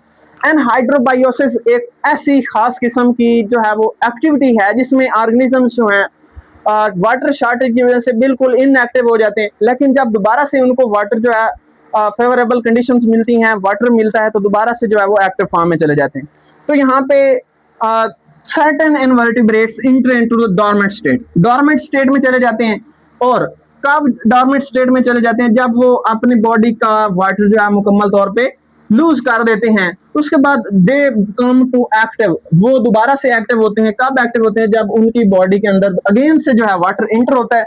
और इसके एग्जांपल में हमारे पास वाटर बेयर्स हैं। वाटर बेयर्स जो हैं डेयर स्टूडेंट्स ये माइक्रो एनिमल्स हैं, और ये माइक्रो एनिमल्स जो हैं खास किस्म के मिस्ट प्लेस में जब रह रहे होते हैं, तो वहां पे जब वो ड्राई कंडीशन होती है, ड्राई आउट हो जाते हैं, तो वहां पे जब ड्राई आउटिंग सीजन आता है, वाटर शॉर्टेज होती है, तो वो डोरमेंट स्टेट में चले जाते हैं, इनएक्टिव हो जाते हैं। और जब अगेन से उनको वाटर मिलता है, वाटर उनकी बॉडी के अंदर जाता है, तो दोबारा से वो एक्टिव फॉर्म में चले जाते हैं। Nature of excretory products in relation to different habitats, इसको एक्सप्लेन करेंगे। तो डियर स्टूडेंट्स अगर हम नेचर ऑफ एक्सक्रीटरी प्रोडक्ट्स की बात करें मुख्तलिफ हैबिटेट्स में, तो सबसे पहले अगर हम वाटर की बात करें, एक्वेटिक एनवायरनमेंट की बात करें, तो वहां पे रहने वाले ऑर्गेनिजम्स जो हैं वो मैक्सिमम वाटर जो है उनको बॉडी से रिलीज करना होता है। तो वहां पे जो वो वेस्ट बनाएंगे उनके अंदर वाटर के कंटेंट्स जो है वो मैक्सिमम होंगे, ओके। उसके बाद अगर हम नेक्स्ट टेरेस्ट्रियल एनवायरनमेंट्स की बात करें, तो टेरेस्ट्रियल एनवायरनमेंट में रहने वाले ऑर्गेनिजम्स जो हैं उनको वाटर जो है बॉडी के अंदर कंजर्व करना होता है, रिटेन करना होता है। तो वो जो वेस्ट बना रहे होते हैं उनके अंदर वाटर के कंटेंट्स जो है मिनिमम होते हैं, ओके। तो डियर स्टूडेंट्स यहाँ पे nature of excretory products in relation to habitats के अंदर सबसे पहले अगर हम एक्सक्रीशन की बात करें, तो एक्सक्रीशन जो है ये बेसिकली होम्योस्टैसिस की ही टाइप है, जिसमें नाइट्रोजीनियस मेटाबॉलिक वेस्ट जो है उनको बॉडी से रिमूव किया जाता है। तो excretion is a process in which the removal of nitrogenous waste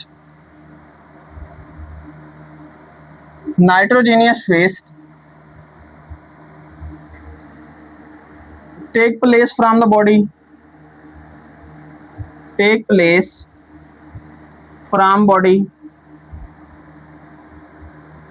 और डियर स्टूडेंट्स अगर हम नाइट्रोजीनियस वेस्ट की बात करें, तो नाइट्रोजीनियस वेस्ट वो वेस्ट होते हैं जिनके अंदर नाइट्रोजन प्रेजेंट होती है। अगर हम नाइट्रोजन की प्रेजेंस की बात करें, तो नाइट्रोजन बेसिकली खास किस्म के जो है फूड कंटेंट्स में होती है।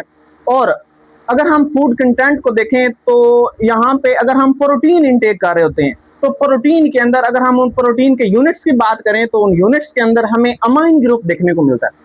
तो डियर स्टूडेंट्स उस अमाइन ग्रुप में NH2 नाइट्रोजन प्रेजेंट होती है, और उसके साथ साथ अगर हम सेलुलर लेवल पे, सेल लेवल पे न्यूक्लिक एसिड के मेटाबॉलिज्म की बात करें तो वहां से भी नाइट्रोजन रिलीज हो रही होती है।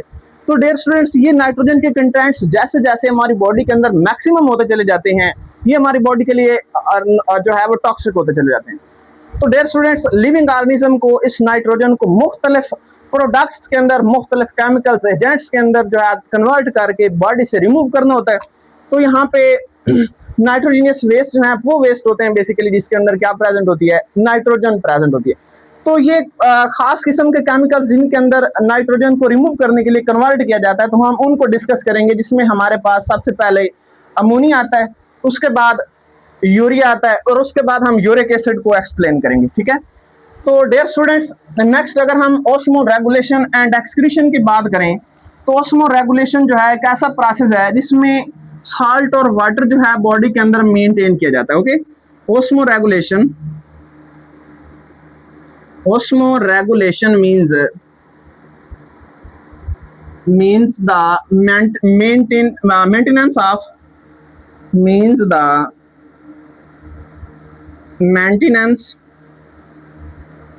of salts and water in the body। और उसके बाद अगर हम एक्सक्रीशन की बात करें तो एक्सक्रीशन क्या है, removal of nitrogenous waste from body. Excretion में क्या और होता है, means removal of nitrogenous waste,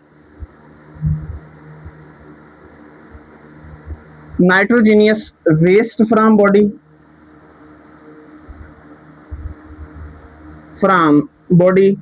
तो dear students, both osmoregulations and excretion helps to maintain or helps in homeostasis। तो यहाँ पे हम लिख देते हैं नेक्स्ट पॉइंट में, both helps in homeostasis, both helps in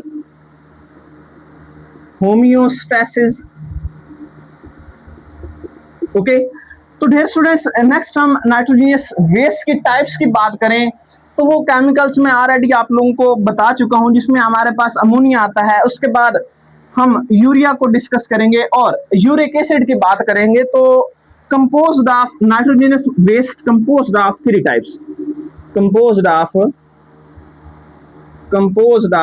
types, three types, जिसमें हमारे पास पहली जो है उसको हम क्या बोलते हैं, अमोनिया।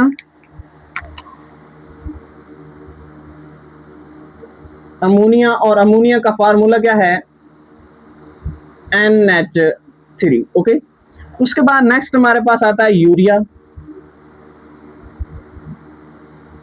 और यूरिया का फार्मूला क्या है, CONH2 taken twice.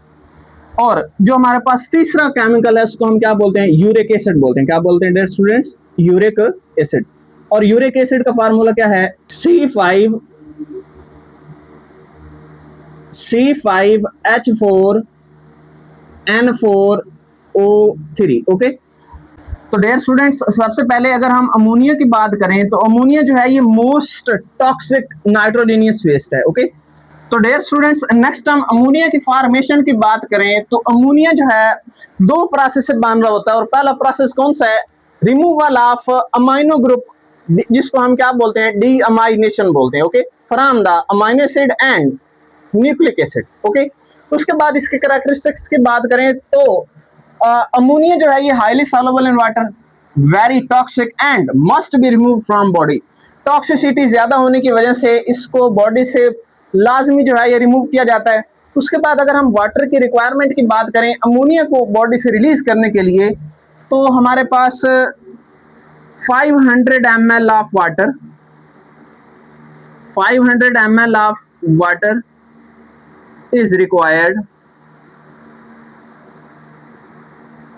is required to release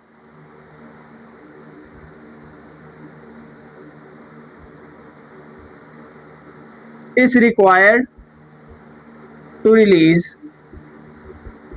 1 gram of ammonia from body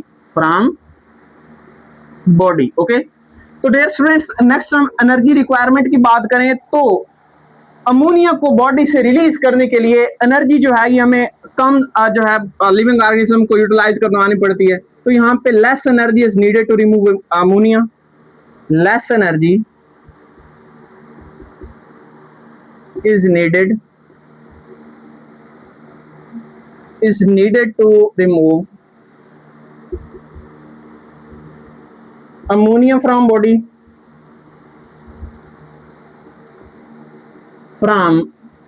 okay. तो डियर स्टूडेंट्स नेक्स्ट हम अमोनोटिलिक एनिमल्स की बात करें तो ऐसे एनिमल्स जो बॉडी से नाइट्रोजनियस वेस्ट को अमोनिया के फॉर्म में रिलीज करें इनको हम क्या बोलते हैं, अमोनोटिलिक animals. The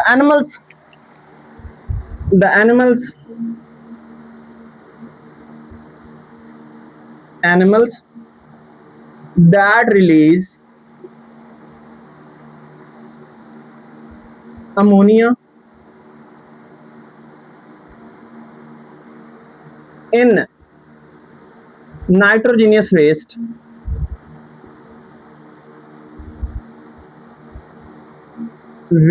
from body called अमोनोटिलिक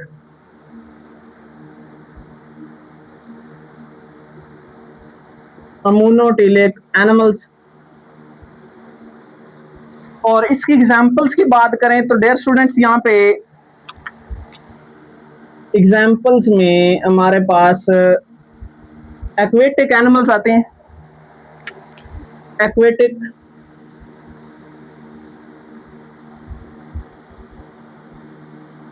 animals such as fishes, protozoans and protozoans के साथ साथ and sponges etc ओके। तो नेक्स्ट डियर स्टूडेंट्स अगर हम यूरिया की बात करें तो यूरिया जो है urea is less toxic than ammonia, ammonia से लेस टॉक्सिक है। और इसकी फॉर्मेशन की बात करें तो dear students ammonia is converted into the urea. अब अमोनिया को कन्वर्ट किया जाता है यूरिया के अंदर खास किस्म के आर्गन से, और कौन कौन से आर्गन से, in the liver and excreted through kidneys. Liver के अंदर यूरिया अमोनिया को कन्वर्ट कर दिया जाता है यूरिया के अंदर, और यूरिया को एक्सक्रीट किया जाता है बॉडी से बाहर किसके जरिए से, किडनीज के जरिए से ओके। अच्छा नेक्स्ट हम इसकी रिक्वायरमेंट्स की बात करें, वाटर रिक्वायरमेंट की बात करें तो 1 ग्राम यूरिया को बॉडी से रिलीज करवाने के लिए 50 ml वाटर की जरूरत होती है। तो यहाँ पे हम लिख लेते हैं 50 ml of water, 50 ml of water is needed to remove 1 gram of urea from body okay. तो dear students next ureotelic animals ऐसे एनिमल्स होते हैं जो क्या रिलीज करते हैं, यूरिया रिलीज करते हैं in their nitrogenous waste. The animals that release urea in metabolic waste या फिर in nitrogenous waste, in nitrogenous waste from body called ureotelic animals. और यूरियोटिलिक एनिमल्स के अंदर हमारे पास एग्जाम्पल्स की बात करें तो एग्जाम्पल में हमारे पास ह्यूमंस आते हैं और मैमल्स आते हैं। Humans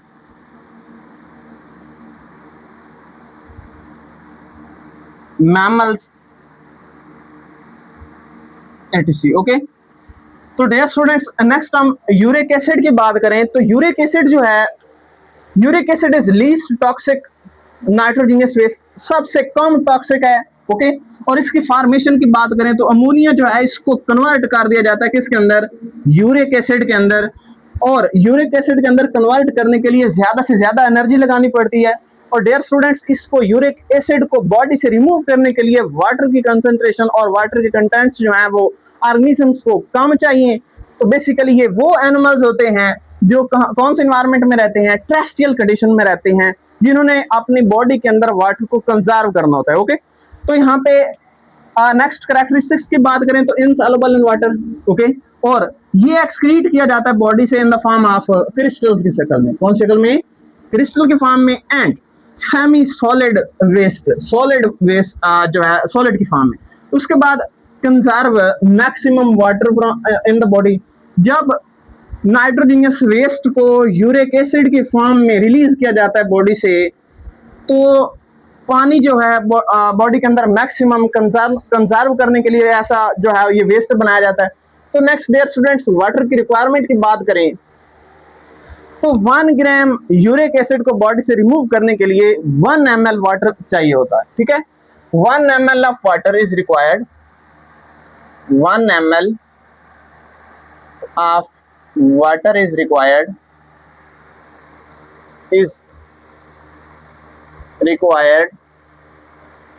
to remove 1 gram of uric acid. Uric acid का 1 ग्राम जो है बॉडी से रिमूव करवाने के लिए कितना वाटर चाहिए, 1 ml। ओके, उसके बाद यूरिकोटिलिक एनिमल्स, ऐसे एनिमल्स होते हैं जो बॉडी से नाइट्रोजनियस वेस्ट को कौन सी फॉर्म में रिलीज करें, यूरिक एसिड के फॉर्म में रिलीज करें। तो यहाँ पे हम लिखते हैं the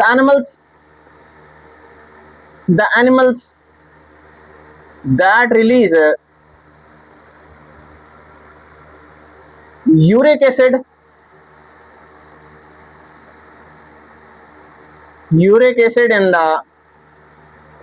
in their metabolic wastes called, इनको हम क्या कहेंगे, यूरिकोटिलिक एनिमल्स। और इनकी एग्जांपल्स की बात करें तो डियर स्टूडेंट्स यहाँ पे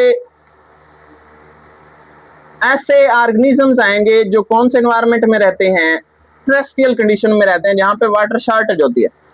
तो एग्जांपल में मोस्टली बर्ड्स आते हैं, बर्ड्स के साथ साथ insects and deserts desert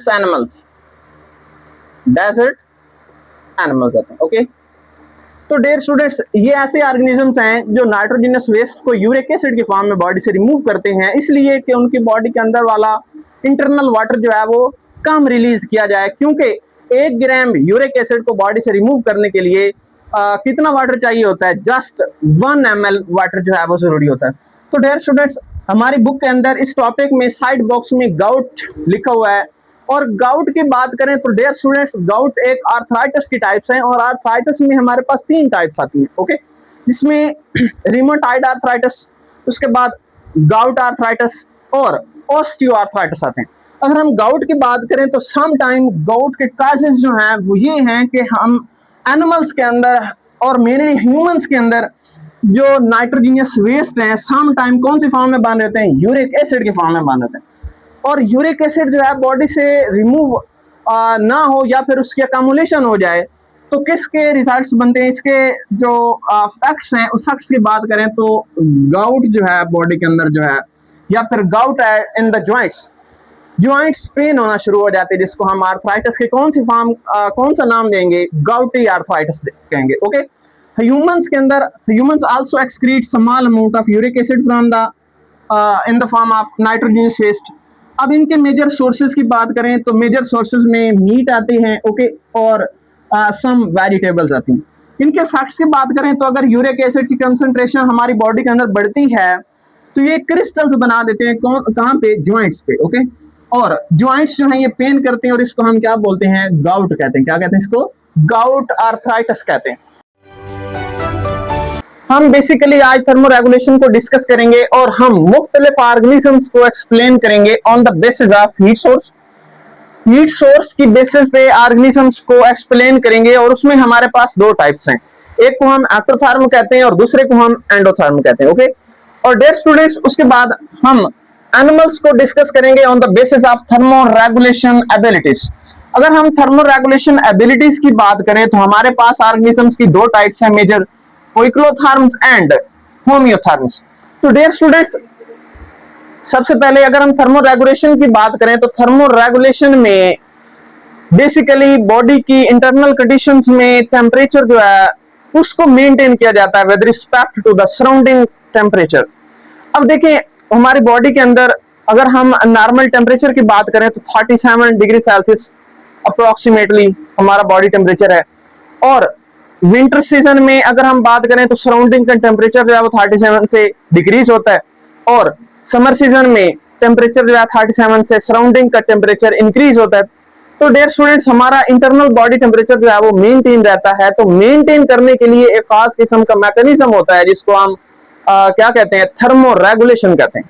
thermoregulation में बेसिकली एक होम्योस्टैटिक प्रोसेस है जिसके अंदर ऑर्गेनिजम्स जो हैं अपनी बॉडी की इंटरनल टेम्परेचर जो है उसको मेंटेन करते हैं with in the narrow range. इसको हम क्या बोलते हैं, थर्मोरेगुलेशन बोलते हैं। ओके, तो डियर स्टूडेंट्स बॉडी टेम्परेचर जो है वो स्टेबल रखा जाता है, मेंटेन रखा जाता है despite changes in external environment. चाहे एक्सटर्नल सराउंडिंग के अंदर टेम्परेचर बढ़ता है या फिर कम होता है, हमारा इंटरनल बॉडी टेम्परेचर जो है वो स्टेबल रहता है, मेंटेन रहता है। तो डियर स्टूडेंट्स थर्मोरेगुलेशन की इंपॉर्टेंस की बात करें तो थर्मोरेगुलेशन बहुत इंपॉर्टेंट है, क्योंकि हमारा बॉडी टेम्परेचर अगर मेंटेन रहेगा, स्टेबल रहेगा, तो हमारी बॉडी की इंटरनल कंडीशंस जो है वो मेंटेन रहेंगी। इसमें हमारे पास मेटाबॉलिज्म की बात करें, मेटाबॉलिक रिएक्शंस की बात करें तो तमाम मेटाबॉलिक रिएक्शंस जो हैं वो in the presence of enzymes, enzymes की प्रेजेंस में हो रहे होते हैं। और एंजाइम्स जो हैं these are protein in nature, globular protein से बने हुए होते हैं, और these are very sensitive to temperature. अगर टेम्परेचर को जो है नॉर्मल रेंज से बढ़ा दिया जाए या फिर कम कर दिया जाए तो एंजाइमेटिक एक्टिविटी जो है ये डिक्रीज होना शुरू हो जाती है। अगर सेयर टाइप की जो है वो उसमें इंक्रीज आ रही है या फिर डिक्रीज आ रही है तो एंजाइम्स जो है डीनेचर हो जाते हैं। ओके, अगर एंजाइम्स डीनेचर होंगे तो मेटाबॉलिक रिएक्शंस जो है वो प्रोसीड नहीं करेंगे, अब जब वो प्रोसीड नहीं करेंगे तो हमारा मेटाबॉलिज्म स्टॉप हो जाएगा। ओके, तो डियर स्टूडेंट्स सबसे पहले इंपॉर्टेंस में एंजाइम्स की बात करें तो एंजाइम्स जो हैं ये बेस्ट वर्क करते हैं एट ऑप्टिमम टेम्परेचर। तो डियर स्टूडेंट्स अगर हम लो टेम्परेचर की बात करें तो एंजाइम्स और सबस्ट्रेट जो है इनकी कूलिंग डिक्रीज हो जाती है जब टेम्परेचर कम होना शुरू हो जाता है। जब टेम्परेचर कम होगा तो सबस्ट्रेट और एंजाइम्स की कूलिंग डिक्रीज होगी, और डिक्रीज होने की वजह से एंजाइम सबस्ट्रेट कम्प्लेक्स नहीं बनेगा, और जब एंजाइम सबस्ट्रेट कम्प्लेक्स नहीं बनेगा तो आगे प्रोडक्ट्स नहीं बनेंगे। ओके, तो डियर स्टूडेंट्स हाई टेम्परेचर की बात करें तो सॉरी यहाँ पे दूसरा पॉइंट, एंजाइमेटिक मेटाबॉलिक रेट जो है ये डिक्रीज हो जाएगा, ठीक है, टेम्परेचर को लो करने से। उसके बाद हाई टेम्परेचर की बात करें तो डियर स्टूडेंट्स एंजाइम्स डीनेचर हो जाते हैं। ओके, उसके बाद एंजाइम्स जो है परमानेंटली लॉस देयर फंक्शन, अपना फंक्शन जो है मुकम्मल तौर पे लॉस कर देते हैं।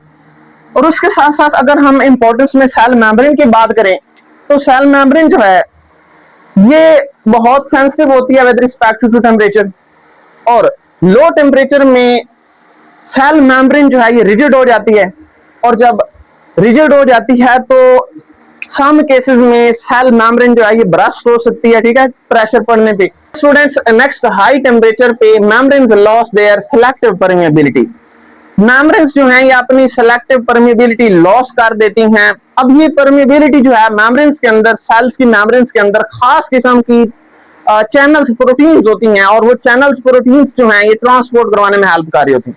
अब टेम्परेचर बढ़ेगा तो प्रोटीन्स जो हैं उनके स्ट्रक्चर डिस्टर्ब होंगे, अब डिस्टर्ब होंगे तो सिलेक्टिव परमेबिलिटी जो है मेम्ब्रेन्स की, जिसमें खास और स्पेसिफिक सब्सटेंसेस जो है वो सेल्स के अंदर लाए जाते हैं, और स्पेसिफिक सब्सटेंसेस जिनको सेल्स में एग्जिट करवाना होता है, बाहर रिमूव किए जाते हैं, तो डियर स्टूडेंट्स ये जो एबिलिटी है सेल मेम्ब्रेन की लॉस हो जाएगी। उसके बाद dear students next thermoregulation में हम एनिमल्स को पढ़ेंगे on the basis of heat source. तो हीट सोर्स की बेसिस पे हमारे पास टू टाइप्स के एनिमल्स हैं, जिसमें हमारे पास पहले एक्टोथर्म्स और दूसरे जो हैं वो हमारे पास कौन से हैं, एंडोथर्म्स।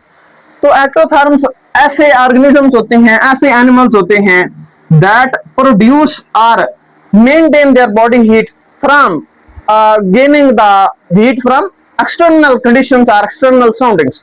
ऐसे एनिमल्स जो हीट को किधर से ले रहे होते हैं, एनवायरमेंट से ले रहे होते हैं, ठीक है। द एनिमल्स यहां पे हम लिख लेते हैं इसकी डेफिनेशन में, द एनिमल्स दैट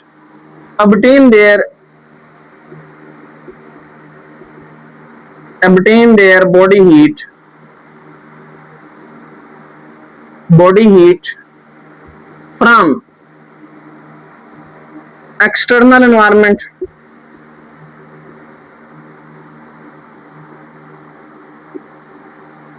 और इनको हम क्या बोलते हैं, एक्टोथर्म्स बोलते हैं। ओके, तो डियर स्टूडेंट्स एक्टोथर्म्स जो हैं इनके कुछ कैरेक्टरिस्टिक्स हैं जिसमें body temperature changes with the environmental changes. अगर एनवायरमेंटल कंडीशंस के अंदर टेम्परेचर चेंज हो रहा है तो इनकी बॉडी के अंदर जो टेम्परेचर है वो भी उसके अंदर भी चेंजेस आएंगी। उसके बाद हैव लो मेटाबॉलिक रेट लो होने की वजह से इनके अंदर एक इंटरनल हीट जो है वो कम प्रोड्यूस होती है, इसलिए इनको बॉडी हीट जो है ये बाहर से लेनी पड़ती है। ओके, उसके बाद depends on the environmental heat के ऊपर डिपेंड करते हैं। ओके, उसके बाद इनकी एग्जांपल्स की बात करें तो डियर स्टूडेंट्स मोस्ट इनवर्टिब्रेट्स इसके अंदर आते हैं, फिशेस आते हैं, एम्फीबियंस एंड रेप्टाइल्स आते हैं। ओके, तो dear students next thermoregulation के लिए इनके पास कुछ बिहेवियरल एडेप्टेशंस होती हैं, और जब कोल्ड कंडीशन हो तो ये क्या करते हैं, बास्क इन सनलाइट या फिर बास्किंग करते हैं। और बास्किंग का मतलब ये होता है, हम मोस्टली अगर हम अपनी बात करें तो हम विंटर सीजन में बाहर धूप पे बैठ जाते हैं हीट को गेन करने के लिए, तो इसको हम क्या बोलते हैं, बास्किंग कहते हैं। Okay, sit on the warm rocks के ऊपर बैठेंगे। उसके बाद जब हीट की कंडीशंस होंगी, समर सीजन होगा तो move into the shady places पे मूव करेंगे। उसके बाद grow into the cool soil के अंदर जो है खुद को छुपा लेंगे। तो उसके बाद डियर स्टूडेंट्स नेक्स्ट हमारे पास आते हैं एंडोथर्म्स। अगर हम एंडोथर्म्स की बात करें तो डियर स्टूडेंट्स ऐसे एनिमल्स होते हैं जो अपनी बॉडी हीट खुद जनरेट करते हैं मेटाबॉलिक रिएक्शन से, मेटाबॉलिज्म से। तो यहाँ पे हम इसकी डेफिनेशन लिखते हैं, the animals that generate their body heat or produce their body heat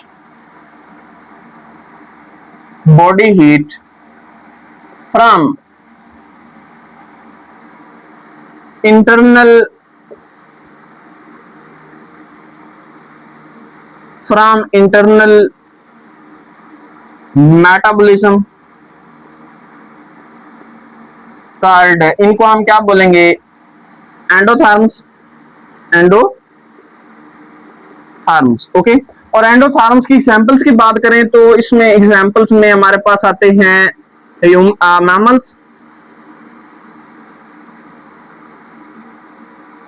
mammals, birds ATC. Okay, तो डियर स्टूडेंट्स नेक्स्ट अगर हम कैरेक्टरिस्टिक्स की बात करें तो एंडोथर्म्स जो है मेंटेन कांस्टेंट बॉडी हीट, अपनी बॉडी हीट जो है उसको मेंटेन करते हैं, कांस्टेंट और स्टेबल पॉइंट पे रखते हैं। उसके बाद body heat usually higher than the temperature present in the surrounding. उनकी सराउंडिंग के अंदर जो टेम्परेचर प्रेजेंट होगा उसके लिहाज से इनके बॉडी हीट जो है वो ज्यादा होगी। उसके बाद डियर स्टूडेंट्स इनके अंदर हीट को रेगुलेट करने के लिए मैकेनिज्म्स कौन से हैं, तो इन विंटर सीजन ये क्या करेंगे, शिवरिंग करेंगे। और शिवरिंग में क्या होता है, मसल्स हीट प्रोड्यूस होती है बाय मसल कंट्रैक्शन, हीट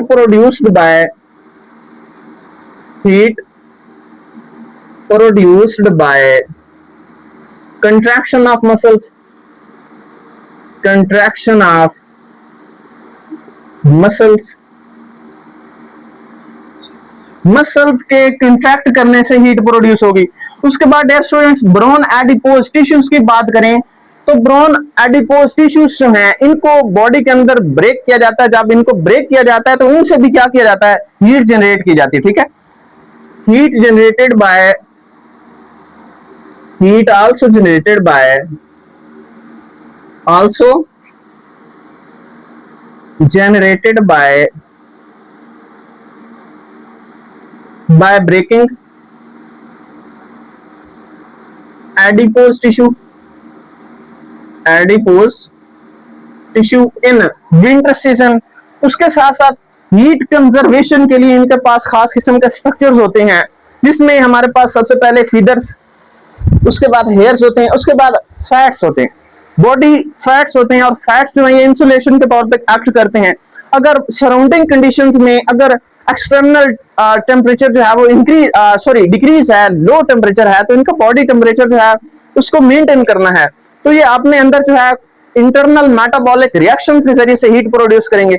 अब हीट प्रोड्यूस करेंगे तो उसको बॉडी के अंदर रिटेन करते हैं। अब उस हीट को बेसिकली बॉडी के अंदर रिटेन करने के लिए इनकी स्किन के ऊपर जो है, स्किन के अंदर फैट्स होते हैं जो हीट को, इंटरनल हीट को बाहर सराउंडिंग में जाने से बचाते हैं। ओके, तो इसमें कौन काम कर रहे होते हैं, फैट्स काम कर रहे होते हैं। ओके, तो dear students next thermoregulation में हम एनिमल्स की टाइप्स पढ़ेंगे on the basis of thermoregulation abilities. तो डियर स्टूडेंट्स हमारे पास इसकी दो टाइप्स हैं। इसमें हमारे पास पहली टाइप पुइक्लोथर्म्स, और पुइक्लोथर्म्स ऐसे एनिमल्स होते हैं that are unable to maintain the body temperature within the narrow limits. Narrow limits के अंदर बॉडी टेम्परेचर को मेंटेन नहीं कर सकते, इनको हम क्या बोलेंगे, पुइक्लोथर्म्स। और पुइक्लोथर्म्स में हमारे पास एग्जांपल कौन सी हैं, इनवर्टिब्रेट्स आते हैं, उसके बाद फिशेस आते हैं। ओके, उसके बाद एम्फीबियंस एंड रेप्टाइल्स। तो डियर स्टूडेंट्स नेक्स्ट हम थर्मो रेगुलेशन एबिलिटीज की बेसिस पे नेक्स्ट होम्योथर्म्स की बात करें तो होम्योथर्म्स ऐसे एनिमल्स होते हैं that maintain the constant internal body temperature. अपने इंटरनल बॉडी टेम्परेचर को कांस्टेंट और नैरो रेंज में रखते हैं, जस्ट लाइक एंडोथर्म्स की तरह। ओके, और with respect to external environmental changes, external environmental changes में हीट जो है वो चेंज होती है, लेकिन इनकी बॉडी टेम्परेचर जो है वो मेंटेन रहता है एक नैरो रेंज के अंदर। तो इनको हम क्या बोलते हैं, होम्योथर्म्स बोलते हैं। ओके, तो डियर स्टूडेंट्स इनकी एग्जांपल्स में हमारे पास मैमल्स आते हैं, बर्ड्स एंड ह्यूमंस आते हैं। ओके, उसके साथ साथ इनके कैरेक्टरिस्टिक्स की बात करें तो dear students internal temperature remains constant, इनका इंटरनल बॉडी टेम्परेचर कांस्टेंट रहता है। और इसको कांस्टेंट करने के लिए खास मैकेनिज्म होता है जिसको हम थर्मोस्टेट बोलते हैं। क्या बोलते हैं इसको, थर्मोस्टेट। जिस तरह से हमारे पास आयरन के अंदर जो है थर्मोस्टेट लगा होता है, उसको हम एक खास पॉइंट पे सेट करते हैं और वो एक खास हद तक, उस खास पॉइंट तक जो है ये वो हीटिंग यूनिट्स उनके ऑन रहते हैं और वो हीट अप होती है। उसके बाद जब वो उस रेंज से उसकी जो है हीट कम होती है तो उसके बाद दोबारा से जो है उसके हीटिंग यूनिट्स ऑन होते हैं। ये बेसिकली कौन काम कर रहे होते हैं, उनके अंदर लगा हुआ थर्मोस्टेट काम कर होता है। तो डियर स्टूडेंट्स होम्योथर्म्स में भी एक खास किस्म का थर्मोस्टेट होता है जो बॉडी हीट को, अगर बॉडी हीट नॉर्मल पॉइंट से ज्यादा हो रहा है तो उसके दौरान जो है वो कूलिंग यूनिट्स को ऑन करेंगे। उसके बाद अगर नॉर्मल से बॉडी हीट जो है वो कम हो रहा है तो उसके बाद हीटिंग यूनिट्स जनरेट करके टेम्परेचर को नॉर्मल और सेट पॉइंट पे लेके आएंगे। ओके, तो डियर स्टूडेंट्स अगर हम थर्मोस्टेट ऑर्गन्स की बात करें तो थर्मोस्टेट हमारी बॉडी के अंदर, ह्यूमंस के अंदर और मैमल्स के अंदर, ब्रेन के अंदर, और उस ब्रेन के पार्ट को हम क्या बोलते हैं, हाइपोथैलेमस बोलते हैं, जो हमारा बॉडी का टेम्परेचर जो है वो क्या करता है, मेंटेन करता है। बेसिकली वो बॉडी का टेम्परेचर डिटेक्ट करेगा, उसके बाद कूलिंग रिस्पॉन्स जनरेट करेगा जरूरत पड़ने पे, तब जब हमारा नॉर्मल बॉडी टेम्परेचर जो है उससे टेम्परेचर ज्यादा होगा। ओके, उसके बाद हीटिंग यूनिट्स रिस्पॉन्सेस देंगे जब हमारा नॉर्मल सेट पॉइंट से टेम्परेचर जो है वो लो होगा। ओके, तो डियर स्टूडेंट्स नेक्स्ट इनके हीटिंग और कूलिंग यूनिट्स में अगर हम हीटिंग यूनिट्स की बात कर लें, हीटिंग रिस्पॉन्स की बात कर लें, तो ये हमारे पास मोस्टली यही चीजें आती हैं जिसमें हमने इधर पढ़ा है शिवरिंग। ओके, उसके बाद एडिपोज टिश्यू की ब्रेकडाउन, और उसके साथ साथ अगर हम हीटिंग यूनिट्स और हीटिंग रिस्पॉन्सेस की बात करें तो हमारे ब्लड वेसल्स जो हैं उनको कंस्ट्रिक्ट कर दिया जाता है, ठीक है, जिससे हीट प्रोड्यूस होती है। तो डियर स्टूडेंट्स, नेक्स्ट अगर हम यहाँ पे ह्यूमन बॉडी का नॉर्मल टेम्परेचर की बात करें तो ह्यूमन बॉडी का नॉर्मल टेम्परेचर कितना है, 37 डिग्री सेल्सियस, और मेनली ये कितना होता है, तकरीबन 36.8 डिग्री सेल्सियस, ओके। और उसके साथ साथ मेंटेन्ड इन बहुत हॉट एंड कोल्ड एनवायरमेंट्स के अंदर, दोनों एनवायरमेंट के अंदर 37 हमारे बॉडी का टेम्परेचर जो है मेंटेन किया जाता है। लास्ट टॉपिक जिसमें हम थर्मो रेगुलेशन इन ह्यूमंस, इसको डिस्कस करेंगे। डियर स्टूडेंट्स, हम आज देखेंगे कि ह्यूमंस के अंदर अपनी बॉडी का टेम्परेचर मेंटेन करने के लिए कौन सी ऐसी स्ट्रेटजीज हैं और कैसे जो है बॉडी के टेम्परेचर को मेंटेन करते हैं, स्टेबल करते हैं। तो डियर स्टूडेंट्स, ह्यूमंस को दो कंडीशंस फेस करनी पड़ती हैं, दो प्रॉब्लम्स हैं with respect to thermoregulation, जिसमें बॉडी का टेम्परेचर नॉर्मल से इंक्रीज करता है या फिर डिक्रीज करता है। तो डियर स्टूडेंट्स, अगर बॉडी का टेम्परेचर इंक्रीज करता है तो कौन से प्रोसेस करके अपना बॉडी टेम्परेचर जो है वो नॉर्मल करके सेट पॉइंट पे लेके आते हैं, और दूसरा प्रोसेस हमारे पास है कि अगर बॉडी टेम्परेचर जो है डिक्रीज हो जाता है नॉर्मल सेट पॉइंट से, तो कैसे जो है बॉडी का टेम्परेचर इनहेंस करके नॉर्मल और स्टेबल कंडीशन में लेके आते हैं। तो डियर स्टूडेंट्स, थर्मो रेगुलेशन में ह्यूमंस के अंदर सबसे पहले अगर हम इंट्रोडक्शन की बात करें तो ह्यूमंस जो हैं ये एंडोथर्मिक हैं, अपनी बॉडी हीट जो है हीट सोर्स के बेसिस पे देखें तो बॉडी हीट जो है खुद जनरेट करते हैं बाय मेटाबॉलिक प्रोसेस। उसके बाद होम्योथर्म्स हैं, होम्योथर्म्स मींस अपनी बॉडी की इंटरनल कंडीशंस जो है विद रिस्पेक्ट टू टेम्परेचर, अपने बॉडी कंडीशंस जो है वो मेंटेन करते हैं, एक नॉर्मल सेट पॉइंट पर रखते हैं, और हमारी बॉडी का टेम्परेचर जो है वो नॉर्मल कितना होता है, 37 डिग्री सेल्सियस, या फिर आप 36.8 डिग्री सेल्सियस भी कह सकते हैं। तो dear students, next thermoregulation work by negative feedback mechanism. Negative feedback mechanism ऐसा मैकेनिज्म होता है जिसमें आउटपुट को डिक्रीज करके जो है एक खास किस्म की जो है स्टेट जो है एक खास किस्म के प्रोसेस जो है उसको नॉर्मल सेट पॉइंट पे लाया जाता है by decreasing the output of the system, okay. तो डियर स्टूडेंट्स, रिसेप्टर्स की बात करें तो थर्मो रेगुलेशन में ह्यूमंस के अंदर हीट को डिटेक्ट करने के लिए, टेम्परेचर को डिटेक्ट करने के लिए कि वो इंक्रीज हो रहा है या फिर डिक्रीज हो रहा है, तो हमारी बॉडी के अंदर कौन से रिसेप्टर्स हैं, थर्मो रिसेप्टर्स हैं, ओके। कौन से रिसेप्टर्स हैं, थर्मो रिसेप्टर्स, जो हमारी स्किन के अंदर प्रेजेंट होते हैं, जो डिटेक्ट करते हैं टेम्परेचर इंक्रीज हो रहा है या फिर डिक्रीज हो रहा है। उसके बाद ये सिग्नल्स जो हैं ये किसको भेजते हैं, कंट्रोल सेंटर के पास और हमारे ब्रेन के पास, और हमारे ब्रेन के अंदर हाइपोथैलेमस के पास, और हाइपोथैलेमस जो है ये हमारे ब्रेन का ऐसा पार्ट है जो हमारे बॉडी टेम्परेचर को मेंटेन और स्टेबल करते हैं। तो डियर स्टूडेंट्स, कंट्रोल सेंटर या फिर हाइपोथैलेमस की बात करें तो ये कंट्रोल सेंटर के तौर पे काम करता है हाइपोथैलेमस, और ये सिग्नल्स को भेजता है किसकी तरफ, मसल्स और ग्लैंड्स की तरफ, कि बॉडी टेम्परेचर जो है अगर इंक्रीज हो रहा है तो उसको डिक्रीज किया जाए, और अगर नॉर्मल से डिक्रीज है तो उसको इंक्रीज करके नॉर्मल सेट पॉइंट पे लाया जाए, ओके। तो डियर स्टूडेंट्स, यहाँ पे हम दो टाइप्स के रिस्पॉन्सेज पढ़ेंगे, in overheating and in cooling. Overheating को आप हाइपरथर्मिया भी बोलेंगे। हाइपरथर्मिया मींस नॉर्मल से बेसिकली बॉडी टेम्परेचर जो है क्या कर जाएगा, राइज कर जाएगा, ओके। तो डियर स्टूडेंट्स, इसमें हमारे पास सबसे पहले वेसोडाइलेशन है, उसके बाद स्वेटिंग है and low thyroxine level. In process से हमारी बॉडी का टेम्परेचर जो है वो नॉर्मल बेसिकली जो है वो अगर इंक्रीज कर गया तो नॉर्मल सेट पॉइंट पे लाया जा सकता है। तो सबसे पहले अगर हम वेसोडाइलेशन की बात करें तो वेसोडाइलेशन में ब्लड कैपिलरीज जो है बीनीथ द स्किन एक्सपैंड, वो एक्सपैंड करती हैं और increase the flow of blood to skin. Skin की तरफ ब्लड का फ्लो जो है वो ज्यादा हो जाता है। तो डियर स्टूडेंट्स, नेक्स्ट अगर हम स्वेटिंग की बात करें तो evaporation by sweat helps to cool the body. Evaporation होगी स्वेट ग्लैंड्स के जरिए से, स्वेटिंग होगी, और स्वेटिंग होगी तो बॉडी जो है इवेपोरेशन के जरिए से कूलिंग फील करेगी, तो हमारी बॉडी टेम्परेचर जो है ये नॉर्मल कर सकता है। उसके बाद नेक्स्ट प्रोसेस है लो थायरॉक्सिन लेवल। तो डियर स्टूडेंट्स, अगर हम थायरॉक्सिन की बात करें तो थायरॉक्सिन हमारे बॉडी के अंदर ऐसा हार्मोन है जो हमारी बॉडी टेम्परेचर को कंट्रोल करने में मोस्ट इंपॉर्टेंट है, क्योंकि थायरॉक्सिन जो है ये हेल्प करता है मेटाबॉलिज्म के अंदर जितनी थायरॉक्सिन का लेवल ज्यादा होगा उतना मेटाबॉलिक रेट हमारी बॉडी के अंदर ज्यादा होगा, और जितना मेटाबॉलिक रेट हमारी बॉडी के अंदर ज्यादा होगा उतना हीट प्रोडक्शन ज्यादा होगी। ओके, तो डियर स्टूडेंट्स, जब हमारा बॉडी टेम्परेचर नॉर्मल से बढ़ जाएगा तो थायरॉक्सिन के लेवल को डिक्रीज कर दिया जाता है, और डिक्रीज होगा तो मेटाबॉलिक रेट डिक्रीज होगा, और मेटाबॉलिक रेट डिक्रीज होगा तो इंटरनल हीट प्रोडक्शन जो है वो भी कम हो जाएगी। ओके, तो dear students, next body temperature जो है इसके रिजल्ट्स में देखें तो डिक्रीज हो जाएगा और किधर आके रुक जाएगा नॉर्मल स्टेट को। तो डियर स्टूडेंट्स, नेक्स्ट हम अगर रिस्पॉन्सेस टू कूलिंग और हाइपोथर्म्स की बात करें, हाइपोथर्मिया की बात करें, तो इसमें हमारे पास सबसे पहले वैसो कंस्ट्रिक्शन को डिस्कस करेंगे, उसके बाद शिवरिंग आता है, और उसके बाद गूज़बम्प्स और हाई थायरॉक्सिन लेवल।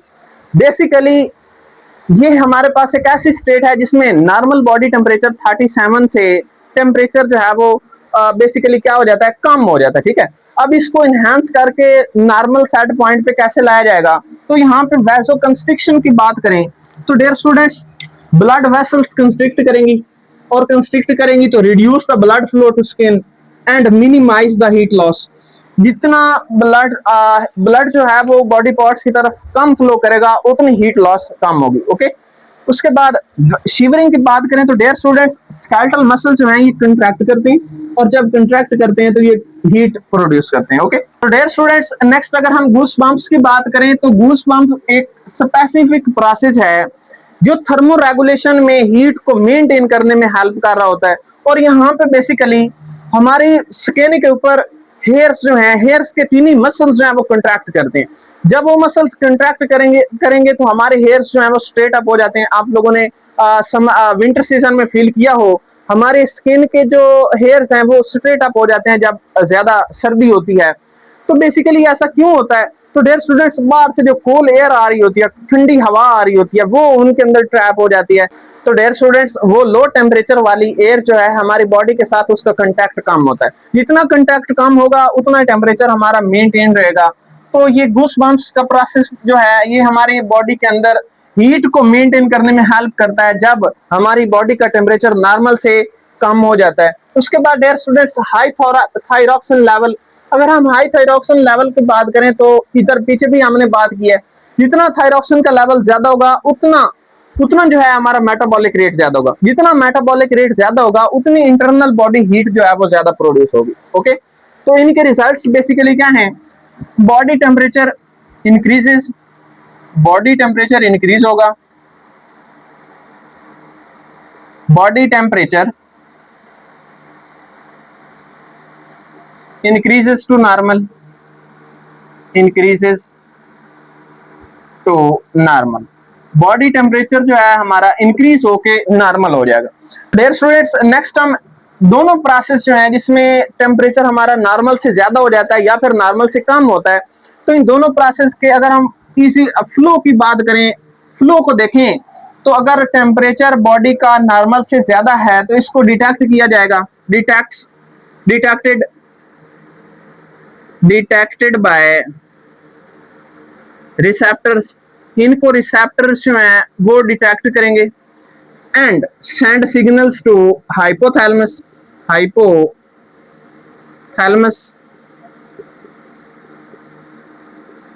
हाइपोथैलेमस के पास मैसेज जाएगा, सिग्नल्स जाएंगे। हाइपोथैलेमस जो है ये नेक्स्ट क्या करेगा, जब टेम्परेचर नॉर्मल से ज्यादा है तो बेसिकली हाइपोथैलेमस जो है वो एक्टिवेट करेगा, ऑन करेगा कौन से यूनिट्स को, कूलिंग यूनिट्स को ऑन करेगा। और कूलिंग यूनिट्स में आपके पास कौन कौन से प्रोसेस आते हैं, स्वेटिंग इंड्यूस करवाएगा, उसके साथ साथ ये क्या इंड्यूस करवाएगा, स्वेटिंग के साथ साथ देयर स्टूडेंट्स वैसोडाइलेशन। तो नेक्स्ट स्वेटिंग और वैसोडाइलेशन के जरिए से body temperature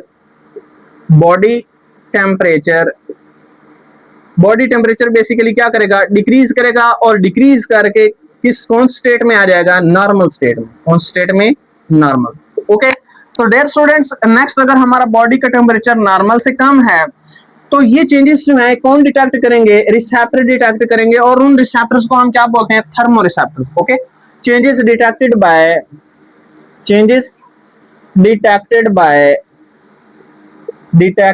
by receptors and ये मैसेज किसके पास जाएगा? अब हाइपोथैलेमस के पास जाएगा।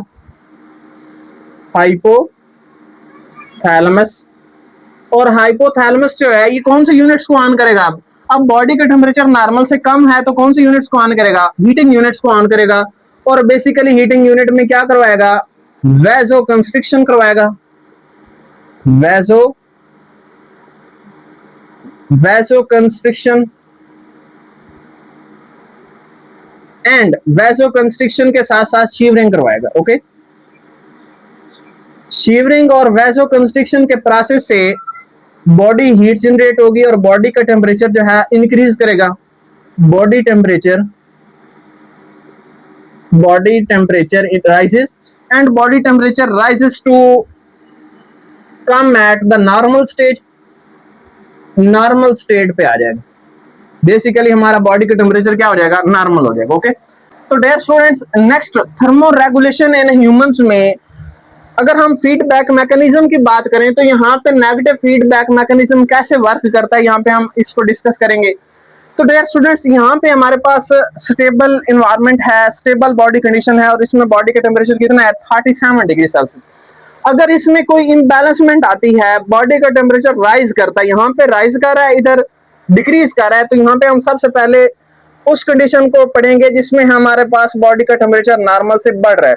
अगर नॉर्मल से बढ़ेगा तो इम्बैलेंसमेंट आएगी, और जब इम्बैलेंसमेंट आएगी तो ये बॉडी का टेम्परेचर नॉर्मल से बढ़ रहा है, बेसिकली ये क्या है? स्टिमुलस है। क्या है ये? बेसिकली हमारे पास क्या है? स्टिमुलस। इसको हम क्या बोलेंगे? स्टिमुलस बोलेंगे। स्टिमुलस। अब इस स्टिमुलस को डिटेक्ट कौन करेंगे? रिसेप्टर डिटेक्ट करेंगे और इस मैसेज को किधर भेजेंगे? कंट्रोल सेंटर के पास। Send signals. अब ये सिग्नल्स किसके पास जा रहे हैं? कंट्रोल सेंटर के पास जाएंगे। अब ये कंट्रोल सेंटर जो है इस इंफॉर्मेशन को क्या करेगा? प्रोसेसिंग करेगा। इसकी क्या करेगा? प्रोसेसिंग करेगा। प्रोसेसिंग करने के बाद कौन से यूनिट्स ऑन करेगा? डियर स्टूडेंट्स, यहाँ पे नॉर्मल से बॉडी टेम्परेचर राइज कर रहा है तो यहाँ पे कूलिंग यूनिट्स को ऑन किया जाएगा, और कूलिंग यूनिट्स में स्वेटिंग और वैसोडाइलेशन करवा रहा है कंट्रोल सेंटर। तो बेसिकली ये हमारे पास क्या है? रिस्पॉन्सेज हैं। ये हमारे पास क्या है? रिस्पॉन्स है कंट्रोल सेंटर का, और जो फैक्टर्स करवाएंगे नेक्स्ट। तो डियर स्टूडेंट्स, स्वेटिंग और वैसोडाइलेशन से हमारा बॉडी टेम्परेचर डिक्रीज होगा और डिक्रीज होकर नॉर्मल स्टेट पे आ जाएगा। नेक्स्ट अगर हम दूसरी इम्बैलेंसमेंट देखिए जिसमें हमारा बॉडी टेम्परेचर जो है नॉर्मल से कम हो जाता है, इम्बैलेंसमेंट हो जाती है, तो ये इम्बैलेंसमेंट वाला बॉडी का टेम्परेचर नॉर्मल से कम होना, ये बेसिकली क्या है? स्टिमुलस है। क्या है? स्टिमुलस। और इस स्टिमुलस को कौन डिटेक्ट करेंगे? लो टेम्परेचर ऑफ बॉडी वाले स्टिमुलस को डिटेक्ट किया जाएगा रिसेप्टर के जरिए से, थर्मो रिसेप्टर के जरिए से। अब थर्मो रिसेप्टर जो है ये मैसेज किसको भेजेंगे? कंट्रोल सेंटर के पास भेजेंगे। Send signals to control centre. अब ये कंट्रोल सेंटर नेक्स्ट क्या करेगा? इसको प्रोसेस करेगा, इस इंफॉर्मेशन को। प्रोसेसिंग। अब जब इसकी प्रोसेसिंग होगी तो कंट्रोल सेंटर जो है कौन से यूनिट्स को ऑन करेगा? हीटिंग यूनिट्स को ऑन करेगा, क्योंकि यहाँ पे हमारा बॉडी टेम्परेचर जो है नॉर्मल से कम है, डिक्रीज है, तो हीटिंग यूनिट्स को ऑन करेंगे, और हीटिंग यूनिट्स को ऑन करके हमारा बॉडी टेम्परेचर जो है इंक्रीज होगा और इंक्रीज होके नॉर्मल स्टेट में आ जाएगा। तो डियर स्टूडेंट्स, यहाँ पे कंट्रोल सेंटर जो है नेक्स्ट कौन से प्रोसेस करवाएगा? इस फैक्टर से शिवरिंग करवाएगा एंड वैसो कंस्ट्रिक्शन करवाएगा। शिवरिंग और वैसो कंस्ट्रिक्शन बेसिकली क्या करेंगे? बॉडी टेम्परेचर को एनहांस करेंगे, और ये बॉडी टेम्परेचर जो है राइज कर रहा है, तो ये बेसिकली क्या है? इसका रिस्पॉन्स है। ओके, जिसको हम क्या बोलेंगे? रिस्पॉन्स बोलेंगे। अब रिस्पॉन्स होगा और उसके बाद हमारा बॉडी टेम्परेचर जो है नॉर्मल 37 डिग्री सेल्सियस पे आ जाएगा। तो डियर स्टूडेंट्स, आज का topic thermo regulation in humans हमारा कंप्लीट हुआ। नेक्स्ट हम इंशाल्लाह सेकंड ईयर बायोलॉजी में दूसरे चैप्टर को स्टार्ट करेंगे, यूरिनरी और एक्सक्रीटरी सिस्टम को। Dear students, stay connected with us, like, subscribe and share my YouTube channel DNA Decode with Ijaz। See you in next lecture. अल्लाह हाफिज, टेक केयर।